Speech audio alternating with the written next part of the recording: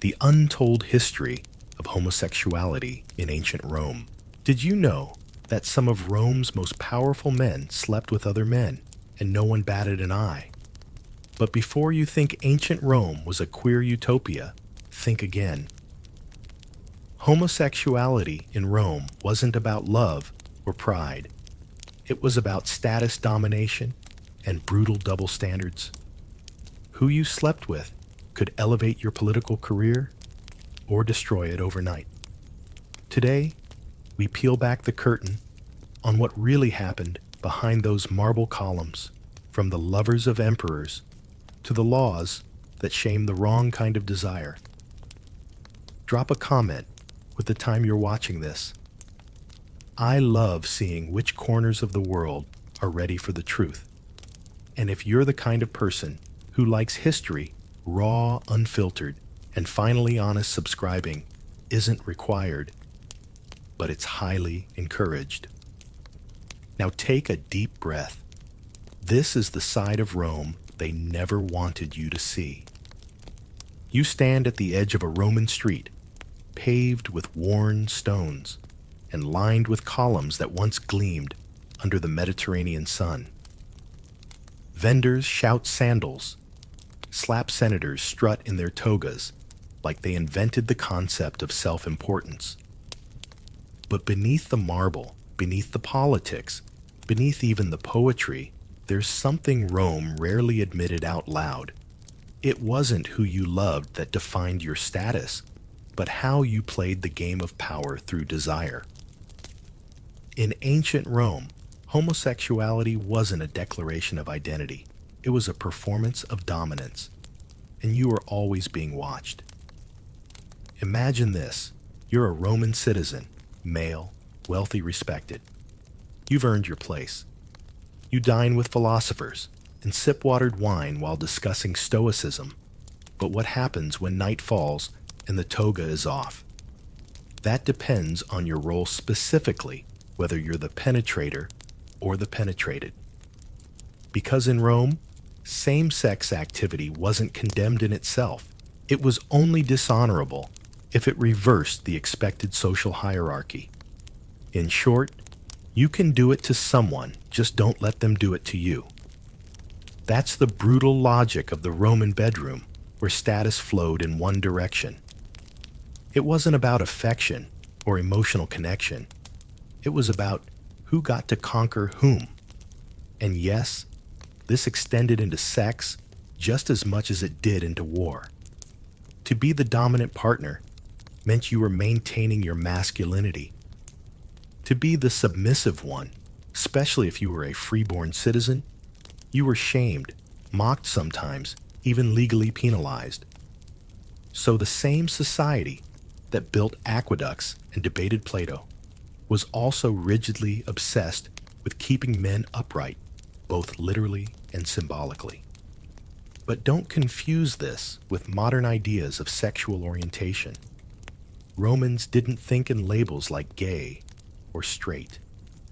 They thought in terms of ranked gender roles and humiliation.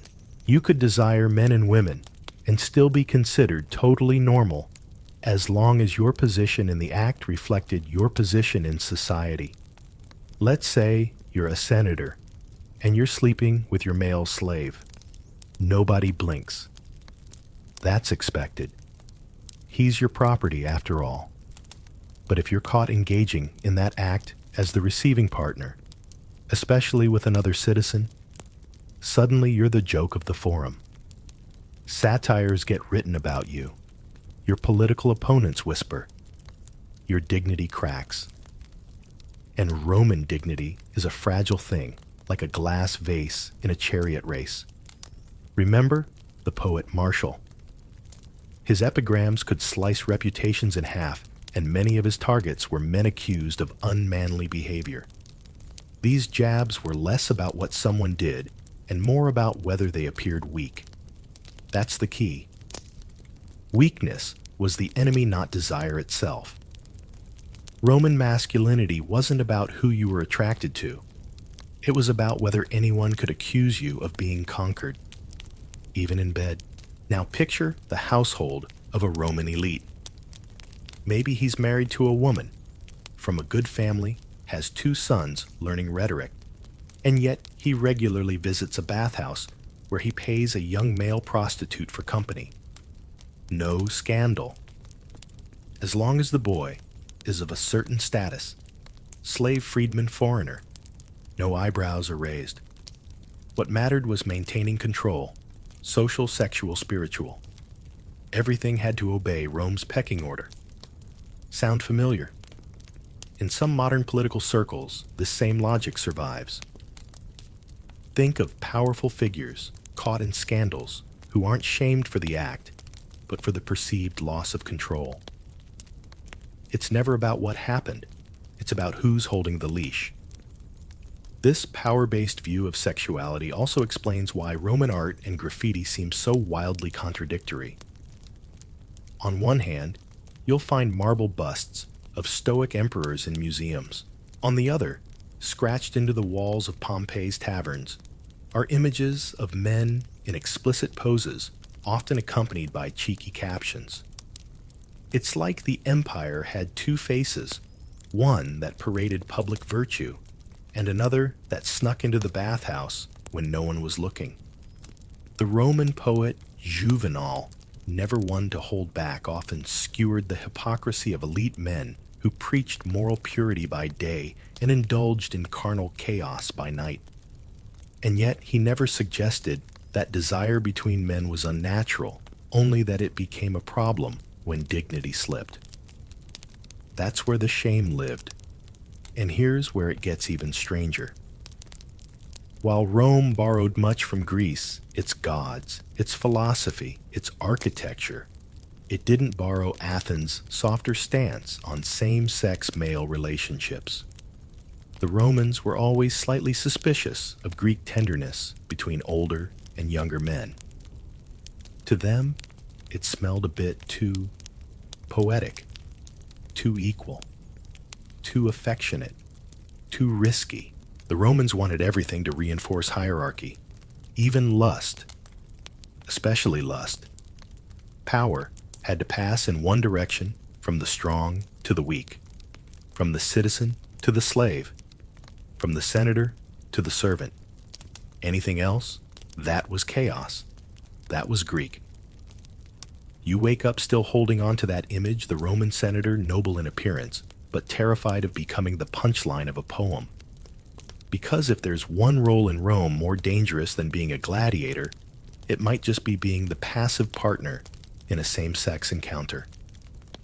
Not because of any moral panic, but because of what that role said about your manhood, your power, your authority, your social standing. Rome didn't ask who you loved. It asked were you conquered. It's easy to misunderstand this with modern eyes. Today, sexual orientation is largely about identity and consent. Back then, Rome only cared about domination and shame.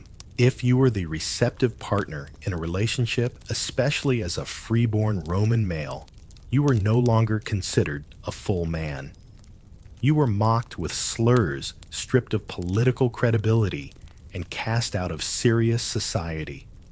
Even the way you walked could be used against you. Too graceful, suspicious. Too soft-spoken. Possibly scandalous. The poet Catullus wrote verses so venomous they made gossip columns look like lullabies. And his insults were rarely about whom someone slept with. It was about who got the less manly role. To be the passive one was to symbolically surrender your Roman virtue. Not just your dignity, but your citizenship's core identity. After all, wasn't Rome built on the idea of strength over submission? It wasn't just about gossip either. Roman law, especially under Augustus, started to dabble in morality codes. The Lex Scantinia, a vague and rarely enforced law, was technically on the books to punish freeborn males who were violated. But even that law revealed Rome's twisted logic. If you were a willing partner in the passive role, you weren't seen as a victim. You were a disgrace.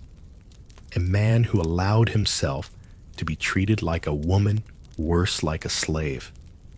And that was the ultimate insult.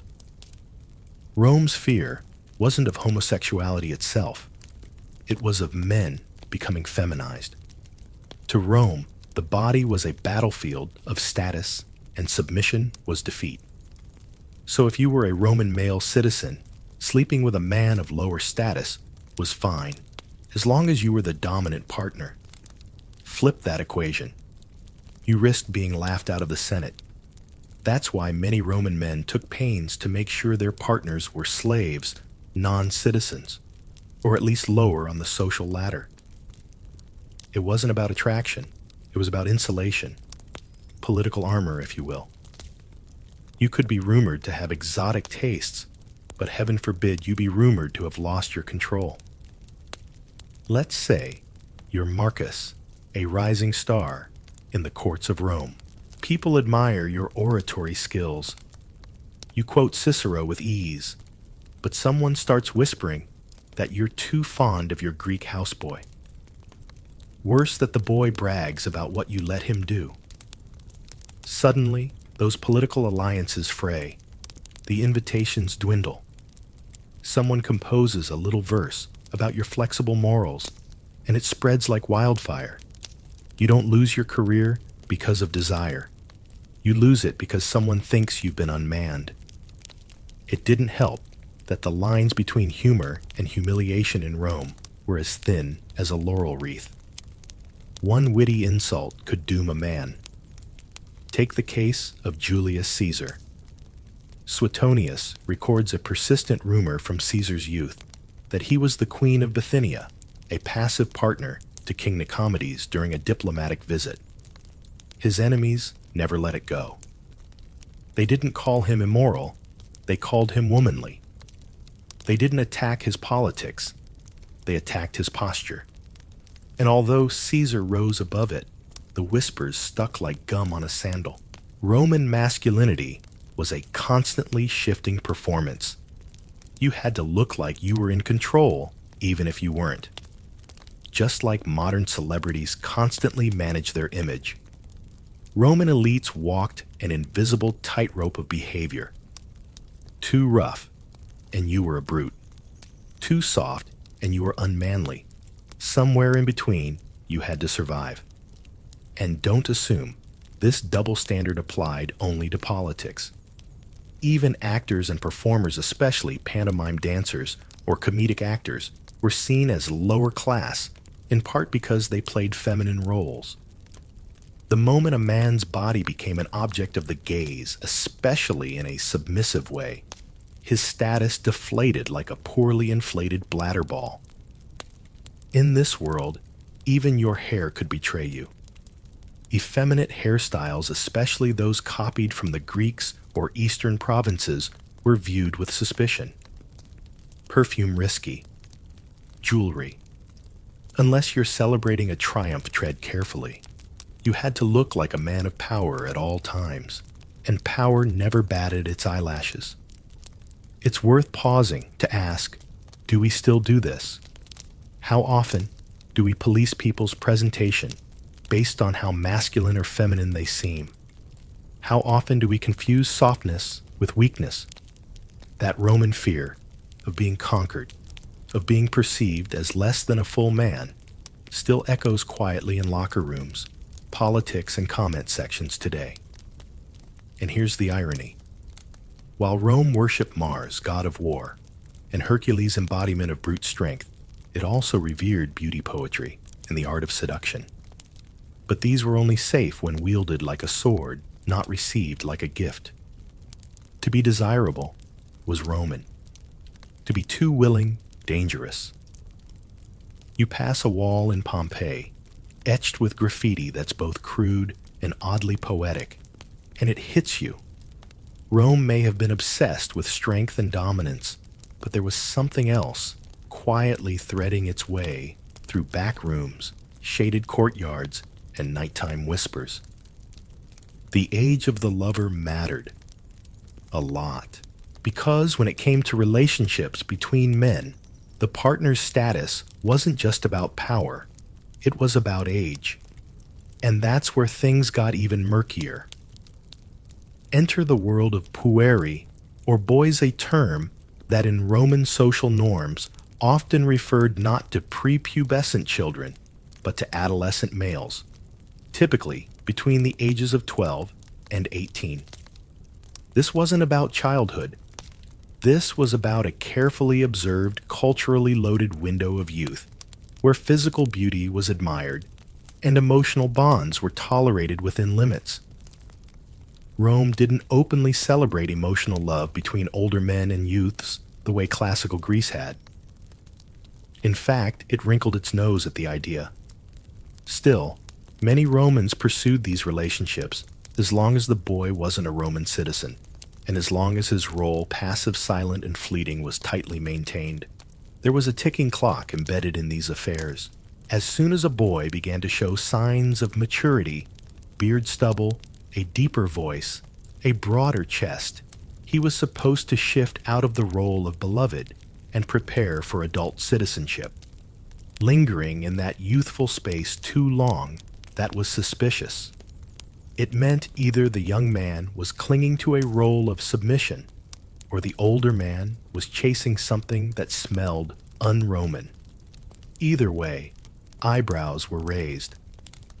So imagine being a young slave boy, maybe a foreigner brought from the Greek East or North Africa, bought not just for labor, but for looks. You might receive fine clothing baths, with perfumed oil, even be taught poetry. But make no mistake, you were being trained for presentation. And the moment you aged out of your aesthetic usefulness, you were either cast aside or reassigned to more traditional work. Rome didn't keep boys for who they were. It kept them for the moment they represented. This entire system thrived on contradiction.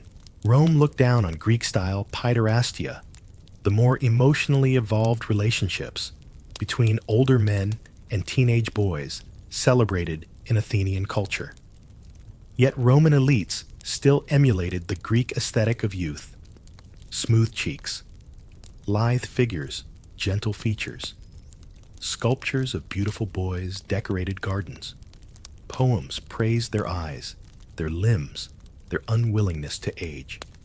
The obsession was visual performative and carefully curated to remain within the bounds of masculine decorum. And yet sometimes that decorum snapped. One of the most tragic examples is Emperor Hadrian's relationship with Antinous, a young Greek boy whose beauty captivated the emperor so deeply that when he died, mysteriously drowned in the Nile, Hadrian deified him. Temples were built. Statues rose across the empire.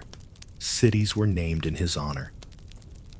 For a moment, Antinous was a god, but the reaction from Rome mixed. Many senators frowned, deifying a lover, especially one so young and foreign, felt too indulgent, too emotional, too Greek. Even in mourning, Hadrian was judged for caring too much. You start to notice how Roman culture walked a razor's edge, obsessed with youth, but fearful of emotional attachment. Tolerant of relationships with boys, but only if the boys remained ornamental. Worshipful of beauty, but terrified of softness. It's no coincidence that Antinous' statues always depict him in an eternal ageless bloom, not quite a man, no longer a child. These contradictions weren't abstract. They made their way into the legal system. Roman law was inconsistent and often ignored, but it was still a stage where social anxieties played out. There were occasional crackdowns on men accused of corrupting freeborn boys. But more often, the legal system didn't protect the young so much as it punished men who crossed the blurry line of impropriety. Was the boy a citizen? Was he under a patron's care? Was he too well dressed, too indulged, too public? These were the concerns, and of course the hypocrisy was immense. Men who railed against moral decay often kept their own young lovers behind thick villa walls. Philosophers lectured about virtue while carving little hearts into their study desks. Even moralist historians like Tacitus, who grumbled about declining Roman values, rarely condemned these relationships outright. What they condemned was emotional vulnerability, or behavior that suggested the older man had lost control. You wonder how many of these boys had a say in the matter. How many were forced into this dance of youth and beauty praised in verse, and then forgotten like yesterday's wine. There are almost no surviving voices from the boys themselves, only the statues, the satirical poetry, and the fading graffiti. Their silence is part of the system. They were meant to be seen, not heard, desired, not loved. In a way, the Roman obsession with youth was just another expression of their obsession with temporariness. The city itself was always reinventing, rebuilding, conquering, burning, rising again. Why would their view of love and lust be any more stable? You glance again at the wall in Pompeii, and you realize it's not just vulgar scribbles. It's a nervous laugh written in stone. A society trying to admire youth while pretending it wasn't in love with it. Trying to suppress affection while allowing admiration. Trying to erase the blush of feeling with the chisel of dominance. You turn a corner and the noise shifts. Gone are the market stalls and chattering matrons. Here marble statues loom taller, and guards with polished armor stand like furniture. You've wandered into imperial territory. Because when it comes to Roman sexuality, no conversation is complete without the emperors, the men who were above society, yet constantly watched by it. And when those emperors loved other men, the empire trembled or giggled. Let's start with Nero. If Rome were a soap opera, Nero would be its breakout star. He didn't just bend the rules, he pirouetted over them in gold-embroidered silk. At one point, Nero publicly married a man named Sporus, in a ceremony complete with veiled dowry, and all the pomp usually reserved for royal brides. Sporus, a former slave, was paraded through the streets as the emperor's consort referred to as empress, and treated as such in court protocol. Another time, Nero took the role of the bride himself, marrying a freedman named Pythagoras, and acting the part of the wife. And how did the Roman elite react with horrified fascination? Suetonius, the emperor's gossip biographer of choice, reports these stories with both outrage and relish. But curiously, Nero wasn't condemned for loving men. He was condemned for looking ridiculous, for putting on a woman's veil, for acting married, which felt far too sincere, for turning power into performance.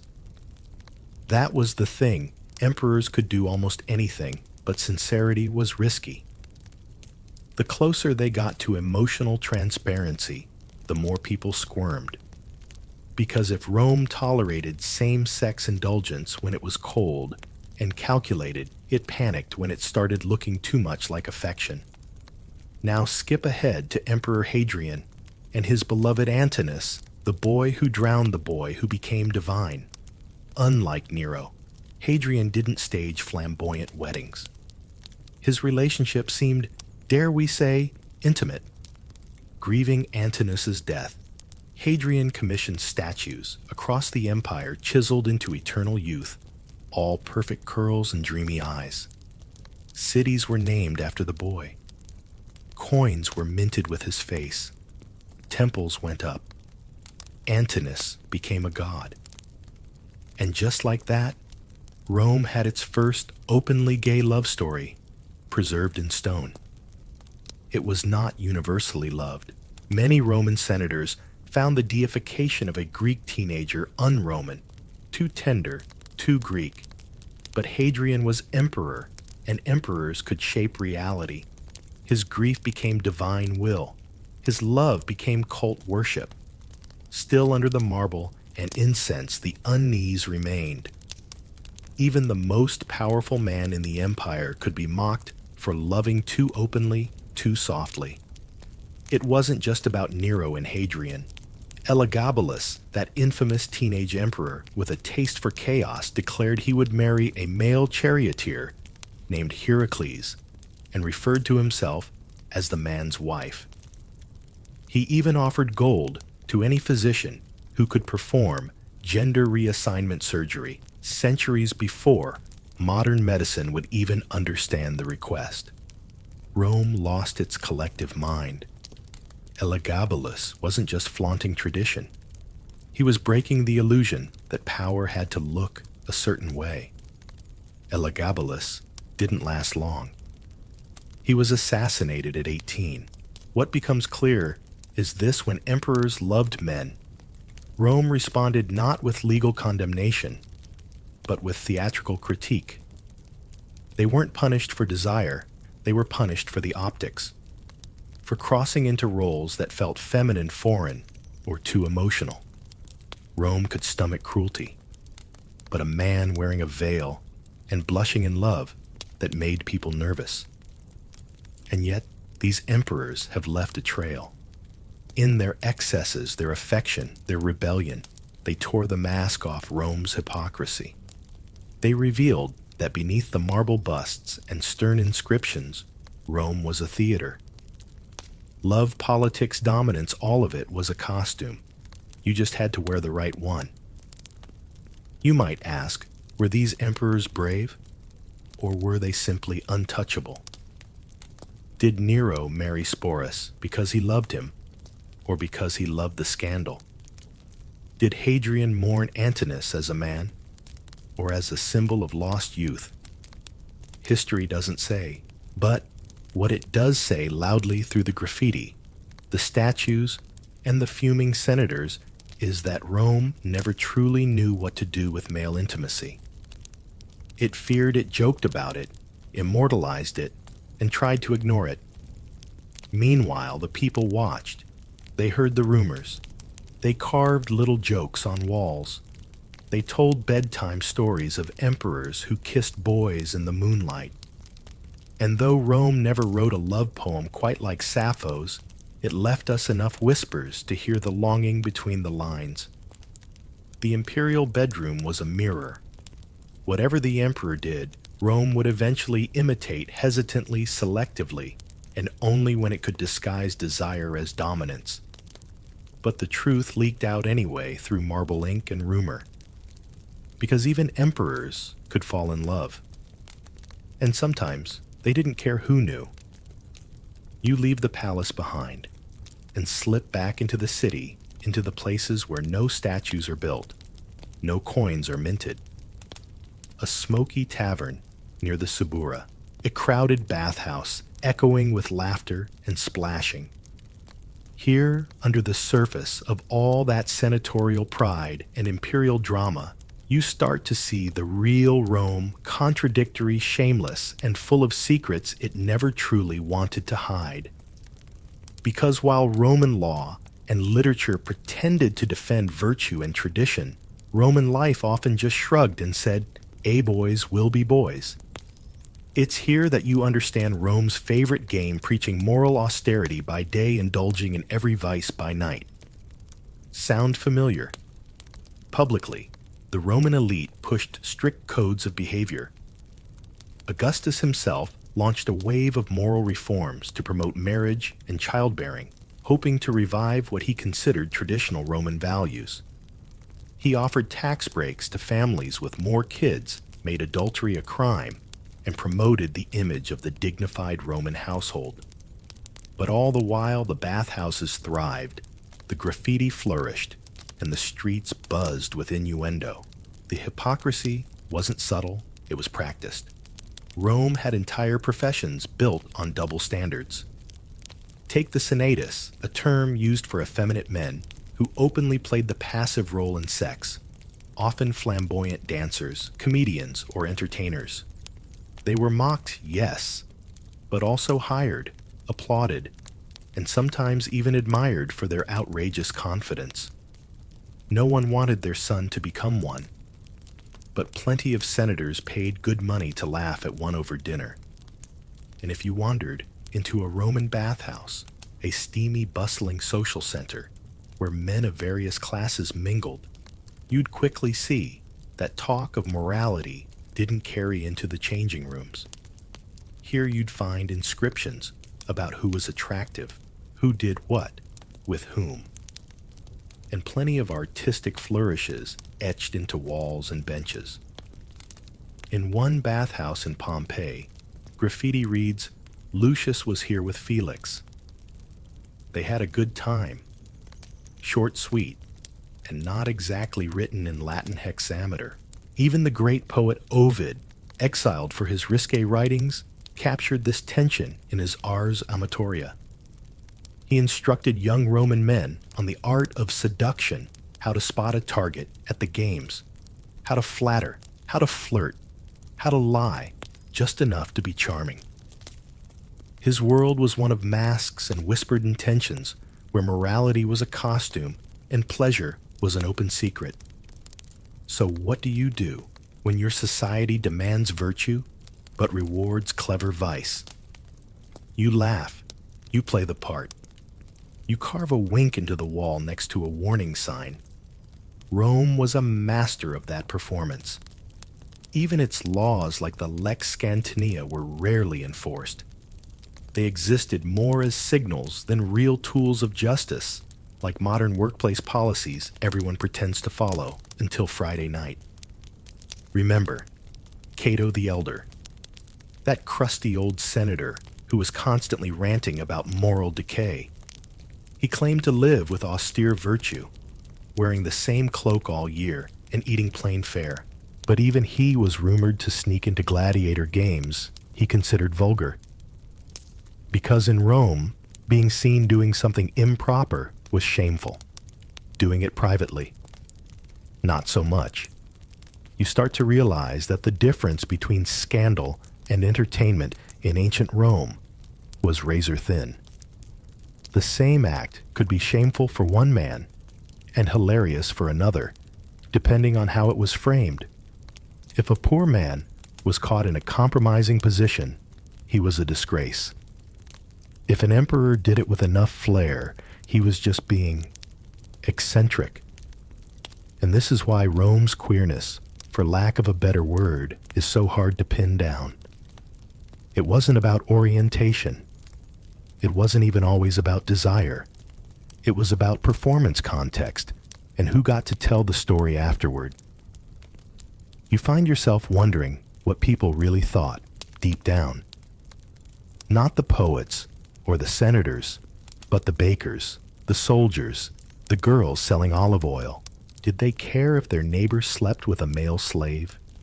Did they whisper about the actor with the beautiful voice and soft eyes? Or did they just shrug and get back to work? Rome, after all, was too big and too busy to be one thing. Its rules bent and snapped depending on who you were, where you stood, and what time of day it was. The very structure of its society, slaveholding, patriarchal, militaristic, made rigid moral codes both necessary and impossible. You scratch the surface and find contradiction. Dig deeper, and you find jokes. Keep going, and you start to hear the voices not preserved in marble or scrolls, but scrawled into the grout of public baths, half-truths, full confessions, declarations of love disguised as mockery. Rome preached virtue and practiced vice. It built temples to chastity and scribbled erotic riddles beside them. It punished scandal in public, but paid well for it in private. In other words, it was deeply human. You drift further from the heart of the city and into the barracks, the stables, the kitchens behind the villas, places where Roman power didn't wear purple robes, but leather sandals and sore feet. And here, the question of who loved whom takes on a different flavor.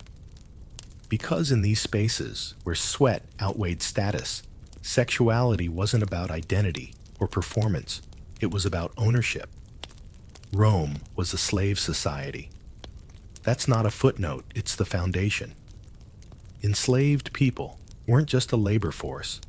They were considered property, which meant they had no legal personhood, no autonomy, no right to consent. If a Roman citizen desired a slave, regardless of the slave's gender, it wasn't seen as scandalous. It was seen as routine, an extension of ownership, like using a tool. You didn't ask a hammer for permission. And because slaves were always at the bottom of the social pyramid, any sexual interaction with them didn't jeopardize a free man's reputation, so long as the social direction was clear. Dominance flowed from citizen to slave, from man to boy, from Roman to foreigner. Reverse that flow, and suddenly the issue wasn't about morality, it was about hierarchy. In fact, many Roman households treated young male slaves as part of their owner's personal entertainment suite. These boys were often trained to dance, sing, recite poetry, or more intimate acts. Manuals from the time even offered tips on how to manage their appearances. They were not lovers. They were accessories. Now picture a Roman soldier stationed in a faraway province. Long campaigns, no wives, allowed camaraderie, forged in fire and boredom. What happened in the tents didn't always stay in the tents. Military life was intensely masculine structured and driven by chain of command, but it was also riddled with unofficial, unsanctioned intimacy. The army didn't exactly encourage same-sex contact, but it didn't systematically root it out either. As long as it didn't disrupt discipline, no one asked too many questions. And yet, if a soldier dared to receive instead of give, to act the woman's part with another man, that was another story. The act itself wasn't the problem. The role was. You could conquer a man. You could not be conquered. This logic extended even to prisoners of war. When Rome conquered a city, it didn't just loot the gold, it looted the people. Male prisoners were often subjected to sexual humiliation as a form of dominance. It wasn't about attraction. It was about power made visible. Conquered bodies, broken dignity, and reminders that Rome did not just win it owned. You wonder, could any genuine affection survive in a system like this, perhaps? There are scraps of tenderness scattered through Roman literature, quiet mentions of loyal slaves, long-standing attachments, soft phrases that peek through the bravado. But if love bloomed, it had to bloom in the shadows. A citizen admitting affection for a male slave risked looking weak, sentimental, or worse, controlled by someone below him. Even the language betrayed this hierarchy. A slave couldn't be a boyfriend. He was a possession, a delicia, a delight like a fine wine or a clever parrot. Something to be shown off, passed around, eventually replaced. And yet, human nature is stubborn. Bonds did form. Some owners freed their beloved slaves. Others wrote them into their wills. A few even married them, though such unions were rare and eyebrow-raising. Emotions leaked through the cracks of the system. But the system never stopped reinforcing who was allowed to feel and who was simply used. Compare this to modern discussions about workplace hierarchies or celebrity power dynamics. When someone with more status, money, or influence initiates a relationship with someone below them, we ask tough questions about consent and pressure. Rome didn't ask. It assumed the answer. That's what makes it so unsettling to revisit. But it also reveals the machinery behind Roman sexuality. It was less about gender, more about status. Less about love, more about control. If you held the power, you defined the terms. If you didn't, your body was just another resource, like wheat, wine, or marble. Even within Roman marriages, similar patterns played out. Husbands could seek pleasure outside the home, including with male partners, and still be seen as upstanding. Wives, meanwhile, were expected to remain faithful, invisible, and reproductively useful. And if they didn't, the punishment was swift and brutal. Because control was sacred, disruption was unforgivable.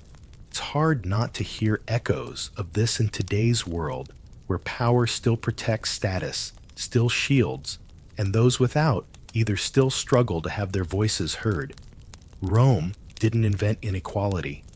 It just sculpted it into marble and called it civilization. So as you stand now in the shadow of a Roman barracks or a crumbling slave market, remember, not every whisper of affection was sinister, but every system that surrounded it was.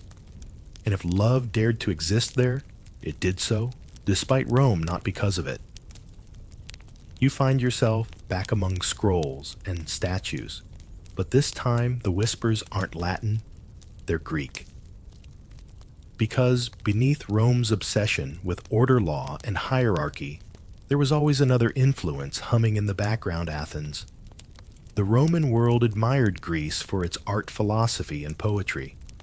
But when it came to the Greek embrace of male-male relationships, things got complicated. See, the Greeks had a different view entirely.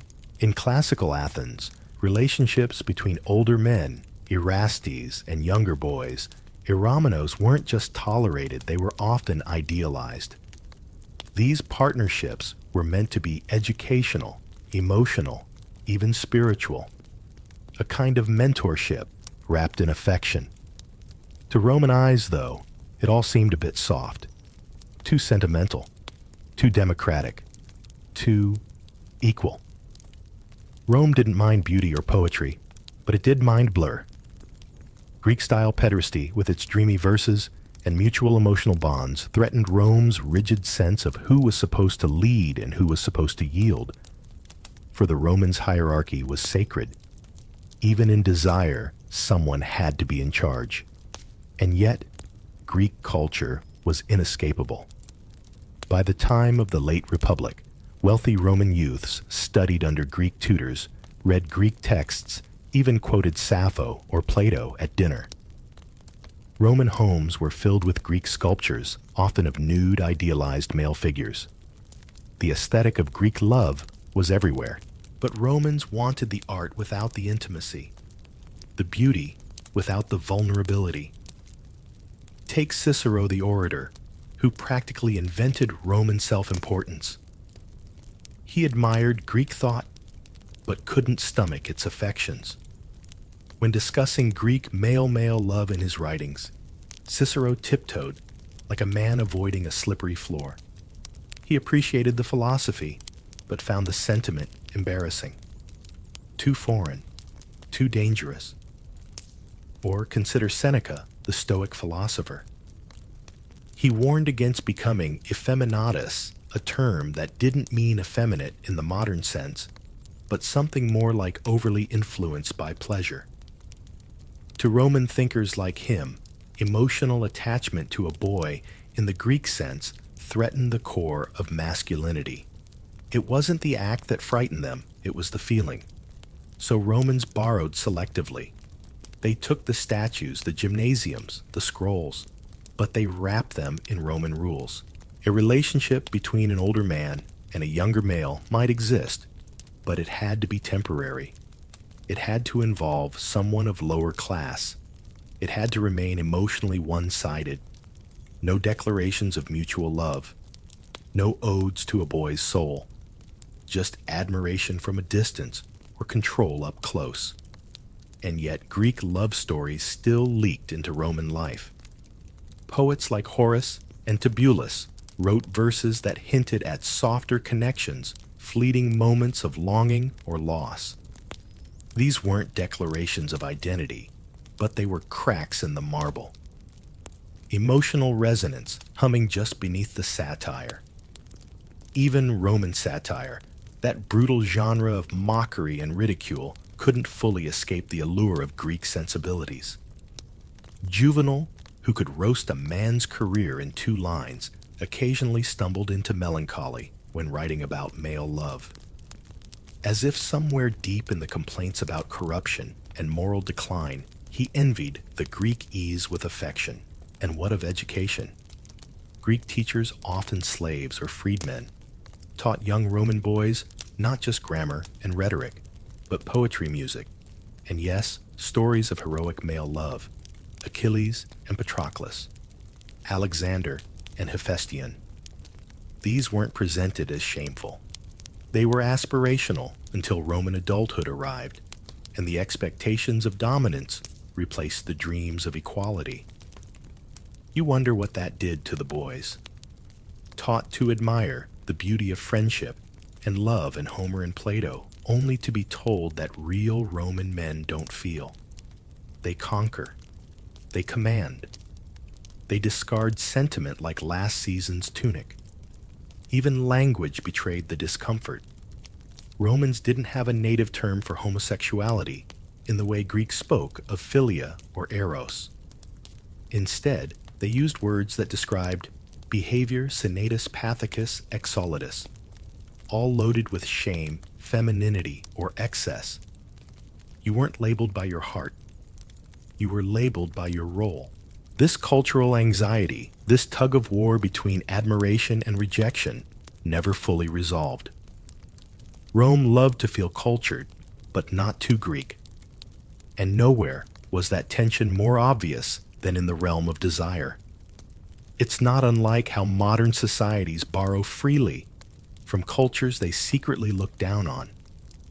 How a politician might quote a poet they'd never invite to dinner. Or how institutions promote diversity in the brochure, but panic when it actually shows up to the meeting. Rome wanted Greek sophistication, but without Greek softness. Greek elegance without Greek empathy. Greek boys without Greek love. And yet, despite all the resistance, the Greek spirit kept slipping in. Through poems, through statues, through quiet longing carved into public walls and delicate curving letters. Because even empires can't control memory, or longing, or the human urge to remember someone with affection, even if that someone looked suspiciously Greek. You've wandered through marble halls, bathhouse whispers, and military tents.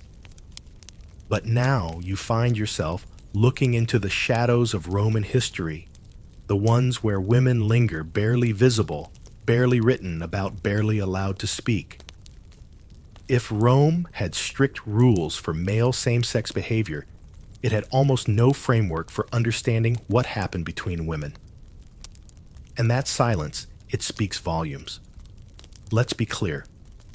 Roman men wrote endlessly about other men's bodies, actions, and reputations. But when it came to women who loved women, the scrolls went suspiciously quiet. And not because it never happened, but because the men who controlled the language, the law, and the narrative didn't have the words, or perhaps the interest to describe it. There were a few glimmers, though. Ancient Roman literature occasionally used the term tribades, borrowed from the Greek, to describe women who supposedly took on masculine sexual roles, especially women who were thought to be sexually aggressive. Often, these descriptions were cartoonish mocking and written by male poets like Martial or Juvenal, who weren't trying to explore women's love, they were trying to make jokes at their expense. Martial, in one of his more bitter verses, sneers about a woman who prefers female lovers and mocks her as unnatural. Juvenal goes even further, ranting about women who shave their heads like gladiators and abandon men for other women. But again, these weren't careful descriptions. They were warnings. The tone was always the same. These women were dangerous because they didn't behave like proper Roman wives. They weren't submissive. They didn't stay in the background. They didn't exist solely for male desire. And that was the real threat. Rome didn't fear lesbianism because it was immoral. Rome feared it because it couldn't control it. two women loving each other didn't disrupt Rome's strict hierarchy of male dominance, unless those women stopped obeying men entirely. Then it became a social problem, not because of love, but because of rebellion. But what did these women's lives actually look like? That's harder to answer. Most Roman women weren't given the space to express themselves publicly. They couldn't write openly about their feelings, and even if they did, who preserved their words, libraries full of female voices were never built. What survives are glimpses, fragments of Sappho's poetry, still adored in the Greek East, names scrawled on walls in Pompeii, rare tombstones where women are buried together with inscriptions that suggest deep affection. You might wonder, were they sisters' friends or something more? The ambiguity is deafening. And maybe that ambiguity was survival. Maybe love between women had to live in the unspoken spaces, shared rooms, lingering glances, quiet loyalty that outlasted husbands and empires. And then there were women who dressed in men's clothing or took on male-coded roles in society. Rome didn't have a term for transgender in the modern sense, but it did have panic attacks about gender nonconformity. Women who wore armor, who took lovers of their choosing, who used instruments associated with male power swords, scrolls, even money, were seen as deeply unsettling. Take the figure of Bassa, a woman mocked in Roman poetry for using a strap-on to sleep with other women. This wasn't medical observation. It was meant as humiliation, an accusation that she had dared to behave like a man. But buried beneath the insult is a hint of reality. Women were finding ways to love each other, even if it meant imitating the power structures that oppressed them. And Rome wasn't the only place this was happening. In the Greek past, Sappho of Lesbos wrote lyrical, emotional poetry addressed to women. Though she lived centuries before the Roman Empire's peak, her reputation lingered, sometimes romanticized, often misunderstood. The Romans inherited Sappho's legacy, but twisted it into something vulgar. Her name became the root for Sapphic, but her voice was mostly drowned by male reinterpretation. Still, her poetry was preserved. That fact alone suggests that somewhere someone in Rome valued it. Maybe a woman reading in secret. Maybe a man who found beauty in her words despite himself. Maybe a scribe who knew that not all love looks like conquest. Even in law, female same-sex behavior was treated differently. Rome didn't have legal codes banning lesbian relationships the way they did for male same-sex roles. In part, this was because the act wasn't seen as threatening enough to warrant lawmaking. Or perhaps more accurately, women's agency wasn't acknowledged enough to even imagine they had desire outside men. This invisibility was a kind of prison. For men, queer behavior brought the risk of mockery or scandal. For women, it often meant complete erasure. And yet that erasure is never total. Modern archaeology continues to find clues, figurines, shared burial sites, private letters. Each one whispers something Rome didn't want to say out loud, that love was always more complicated than the laws allowed. So as you linger in this quiet part of the empire's memory, ask yourself, what survives? When no one writes your story, who gets remembered and who gets edited out? For the queer women of Rome, the answer isn't in marble. It's in the spaces between, in the secrets carried by time, in the love that dared to exist even when no one dared to name it. You step now into the crumbling years of the Roman Empire, an age where marble fades, emperors come and go like bad omens, and something colder, stricter, more anxious begins to creep into the laws. The bathhouses still echo with laughter, and the graffiti still tells dirty jokes, but the tone is changing. Rome is shifting from swagger to suspicion, and in this tension, the whisper of desire begins to harden into the language of crime. It didn't happen all at once.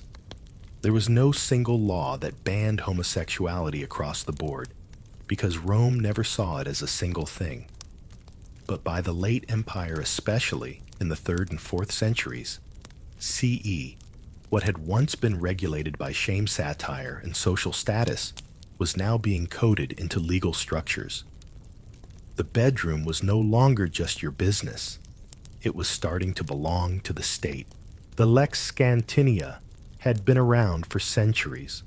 Remember that vague old law nobody liked to talk about? It technically punished those who engaged in same-sex acts with freeborn boys, but its language was elastic, its enforcement uneven. For most of Rome's history, it was a political cudgel, used more to smear enemies than to protect anyone. But as the empire began to feel the pressure of both internal instability and the rise of new moral voices, that old cudgel got heavier. Christianity was no longer just a fringe cult praying in candlelit homes. By the early 300s CE, it had begun climbing the imperial staircase. And unlike traditional Roman morality, which was mostly about roles and reputation, Christian doctrine spoke the language of sin.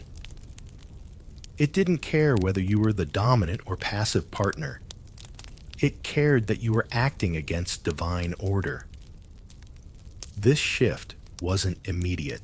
Even Constantine the Great, the emperor who legalized Christianity in 313 CE, wasn't particularly concerned with legislating sexual behavior. His reign was still full of traditional Roman vices wrapped in new theological robes. But under his successors, the tone sharpened. By the time you reach Theodosius, the Font, who ruled in the late 4th century, things are different. In 390 CE, male-male relations began to be treated not merely as shameful, but as capital offenses. A law issued under Theodosius and his co-emperor Valentinian declared that men who married other men in public ceremonies were to be burned alive. Not whispered about, not joked about in poems. Burned. You try to wrap your mind around that. The same empire that once laughed at Nero's wedding to Sporus now prescribed execution for similar behavior. The masks were off. Rome wasn't just mocking anymore, it was hunting. This legal aggression wasn't random. It came alongside a broader push towards social control, moral purification, and religious uniformity. Pagan temples were being shuttered. Old festivals were declared illegal. The new Christian leadership wanted a Rome that looked holy, behaved properly, and erased the flexibility of earlier centuries. Sexuality, once policed by poetry and gossip, was now under the shadow of the cross. And yet Rome never fully became the puritanical fortress some imagine. Even in the late empire, desire didn't vanish. People still carved hearts into bricks. Secret ceremonies still happened. Soldiers still told stories in the dark. Laws can punish actions, but they can't fully control longing. And longing, like ivy, finds its way through cracks in even the thickest stone. Still, the fear was real. A man who might have once joked about his favorite delici now watched his words. A senator who had once quietly favored a male lover might now keep that lover hidden or dismissed entirely. Public life demanded moral conformity. The bathhouse murals faded. The graffiti stopped being funny, or at least it stopped being visible. It's tempting to ask, did Christianity cause this shift? The answer is yes and no. Christianity certainly reframed the narrative. Where Rome once said, "This is shameful," if it reverses the power order, the church began to say, "This is shameful because it offends God." But Christianity didn't arrive in a vacuum. It absorbed Roman values even as it rewrote them. The obsession with masculinity, the fixation on control, the fear of softness, those weren't new. The church just gave them different costumes. You think again of Hadrian's grief, of Nero's pageantry, of the nameless boys whose names we'll never know. How would they have survived in this colder, more judgmental Rome? Could they have? And yet even during this shift, there were cracks of resistance. Some Christian thinkers, like Augustine, acknowledged the complexity of human desire, even as they preached restraint. Others, like John Chrysostom, were more fire and brimstone condemning male-male relations as deeply sinful. But through all the shouting, the human heart beat on quietly, dangerously, stubbornly. It's haunting, isn't it, that what once was graffiti could become heresy? That a kiss, which once caused laughter, might now cause death. Rome, for all its cruelty and contradictions, had once allowed for a certain elasticity, a system held together not by love, but by flexibility. Now that system was hardening into doctrine. You step out of the shadows of the late empire, and you feel the door beginning to close. Not all the way, not forever, but just enough that a new kind of silence begins to settle. Not the old Roman kind full of jokes and side eyes and whispered rumors, but a heavier kind. The silence of fear. The silence of laws written in ink that burns. You wander now through dustier halls, those not lit by torchlight, not warmed by gossip, but cooled by centuries of silence. This is the part where time gets slippery, where marble crumbles and modern eyes try to squint through cracked frescoes and half-burned scrolls, hoping to see what Rome never wanted to say plainly. Because the untold history of homosexuality in ancient Rome doesn't end in Rome. It ends in the misreadings, misquotes, and mythologies we still carry. Let's be honest, the modern imagination has been both obsessed with and baffled by Roman sexuality. Hollywood has taken liberties. Museums have chosen which statues to display and which to store in the private rooms. Academic arguments continue to spiral over what exactly love meant when a man sculpted the perfect youth in bronze. And in the process, much of the real messy contradictory truth has been replaced with cleaner narratives, ones that feel easier to digest even if they aren't fully honest. Take, for example, the idea that Rome was a gay paradise. You've probably heard it thrown around casually in think pieces or documentaries with echoing voiceovers. It's an appealing idea, especially in contrast to later centuries of repression. But it's wrong. Rome wasn't a utopia of acceptance, it was a machine of control. Same-sex relations existed, yes, but they were judged not on affection, but on hierarchy, roles, and appearances. A man could be praised for sleeping with men, punished for loving them, and exiled for looking like he might enjoy it too much. That's not paradise. That's politics. Then there's the opposite myth, that Rome's decline was caused by moral decay, particularly sexual deviance. This argument pops up now and then, usually peddled by moralists who cite vague historical sources and ignore all the wars, plagues, invasions, and economic collapse that actually had something to do with Rome's fall. Blaming same-sex desire for the collapse of one of history's most complex empires isn't just inaccurate, it's lazy. And it conveniently erases the vast spectrum of Roman life in favor of a neat cautionary tale. You might be wondering, why does this matter now? Why rake through ancient ash and dig up these half-told stories? Because how we talk about the past shapes how we live in the present. When we distort history, turning emperors into caricatures, or erasing the lives of those without power, we lose not just accuracy, but humanity. Think of Antinous, frozen in youthful beauty across dozens of statues. To many, he's just an aesthetic, a curly-haired god of stone. But behind those statues is a boy who was loved, mourned, and transformed into something eternal because Rome had no category for what he meant. That tension still lingers. Or think of Sporus, dressed as a bride paraded through the streets. His story is often treated as a joke, in Roman histories, something absurd.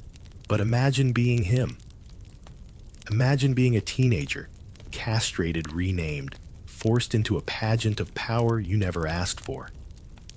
That's not just theater, that's tragedy. Modern interpretations have tried to reclaim these figures, sometimes turning them into icons, sometimes projecting onto them things Rome never said. That's understandable. We all search for mirrors in history. But sometimes the mirror is cracked. Sometimes it reflects things we'd rather not see. Even the word homosexuality itself didn't exist in Rome. The language of identity, as we understand it now, gay, bi, queer, simply wasn't there. Romans talked about axe roles, reputation.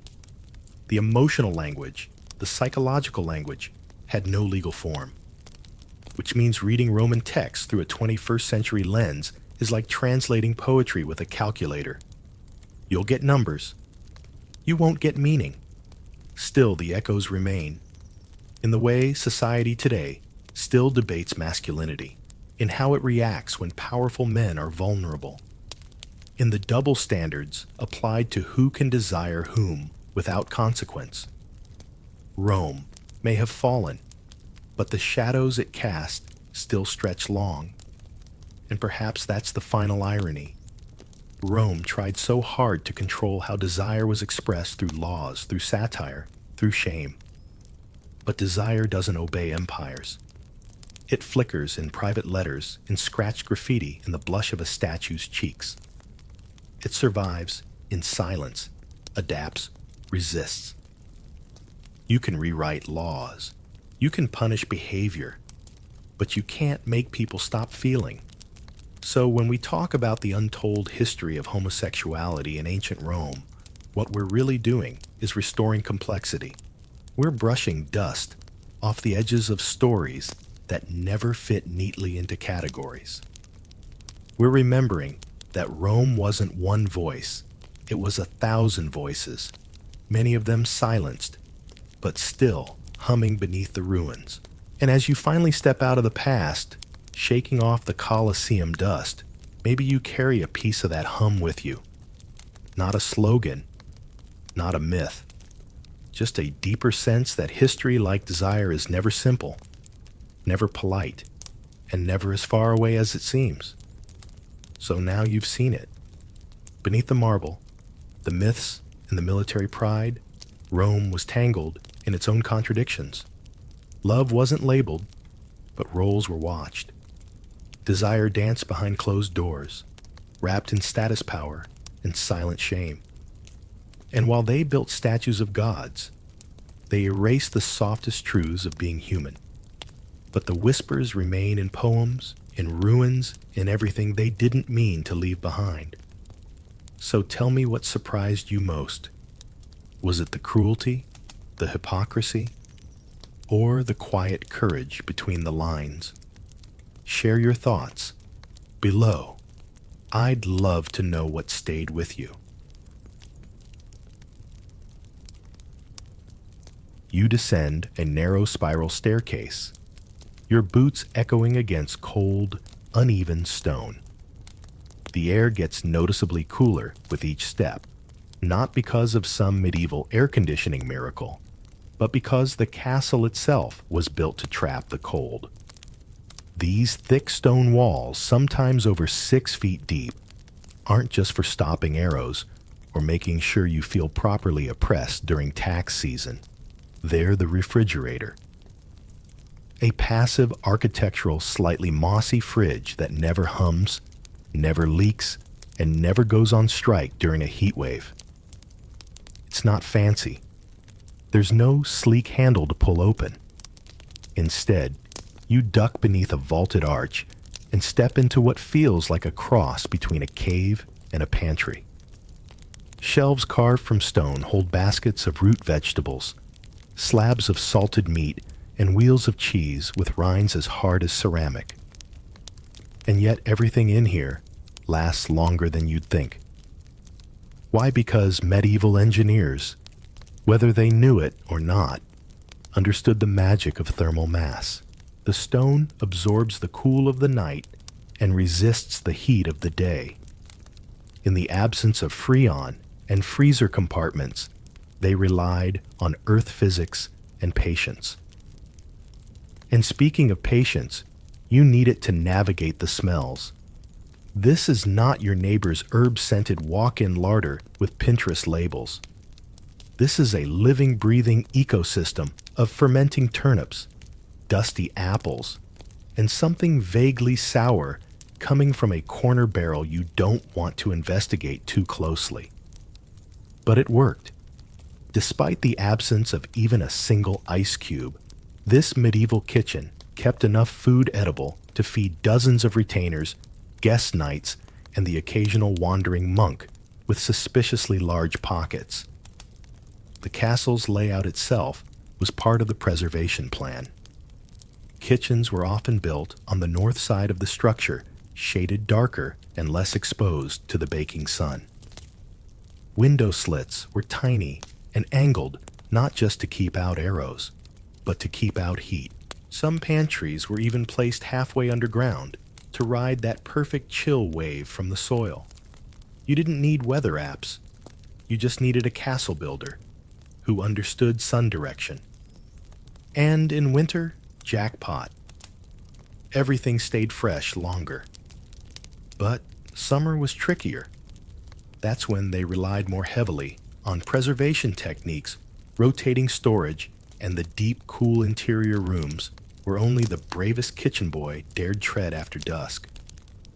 You know, because of the rats, or ghosts, or just the general feeling that the potatoes might be plotting something. You might wonder why not just build a separate cold room like a walk-in fridge without the fridge part. Well, they did. Some castles had dedicated butteries, and larders, not just poetic-sounding words, but actual rooms designed for storing perishables. These were often adjacent to the kitchen, but separated just enough to stay cool. The buttery might hold barrels of ale and wine alcohol, another clever preservative, while the larder focused on meat and dairy. Even royal households like that of King Edward I had larders meticulously managed by clerks whose sole job was to monitor butter and bacon supplies. Imagine putting that on a resume. You've been to inspect a pile of carrots wrapped in straw and packed in crates. They've been layered with sand not for seasoning, but for insulation. The sand draws away moisture, discouraging rot, and giving you another precious week or two before something gets slimy. It's a system of layers, stone straw, sandcloth darkness, all working in harmony to preserve the illusion that food wasn't decaying in slow motion. And you might laugh thinking of your own fridge back home, with its blinking lights, beeping doors, and that one mysterious Tupperware you've been ignoring for 3 weeks. But deep down, you know, these people had no tech and still managed to eat through winter. That's not primitive. That's strategic. Would you survive a week with nothing but a stone pantry, no electricity, and a sharp nose for spoilage? Be honest. You take a few cautious steps deeper into the kitchen's underbelly, and that's when you notice a low doorway with a thick wooden lintel, barely tall enough for you to stoop through. Behind it, the air sharpens. Colder. Still. You've just discovered the castle's underground cellar, a medieval masterstroke in natural refrigeration. No fans. No buzzing. Just earth and darkness doing their quiet work. The cellar is dug straight into the ground, often beneath the kitchen or one of the service wings. Its walls are lined with stone, The floor is compacted dirt, and the ceiling arches like a crypt. And in a way, it is a kind of crypt for food. Vegetables rest in baskets, some still caked in the very soil that birthed them. That's not laziness. That dirt is deliberate. It acts like a second skin, slowing dehydration and decay. Turnips and parsnips will sit here for months, practically mummified. In the corner, large barrels of ale and cider line the wall. The cool temperature isn't just for comfort, it's critical. Yeast behaves differently in heat. And if there's one thing a castle can't afford, it's a cellar full of spoiled drink when the bishop shows up uninvited. But look closer. Tucked in a shadowed alcove, you find something even more surprising, a pit. A deep, stone-lined well, filled not with water, but sawdust and chunks of... Wait, is that ice? It is. Or rather, it was. These are ice pits, a medieval hack for long-term cooling that's as smart as it is labor-intensive.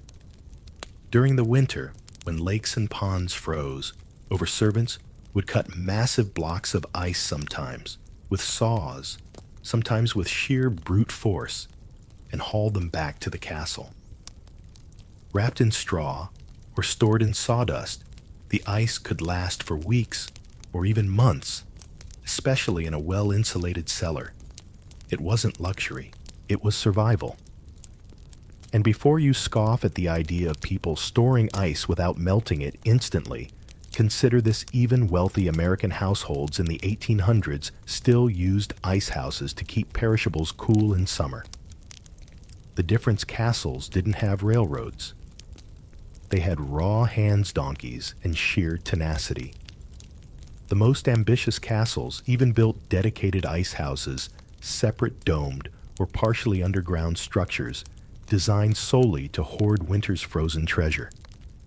In England, castles like Kenilworth or Hampton Court once kept ice for banquets or to chill desserts made with honey and fruit. A bit of status, a bit of strategy.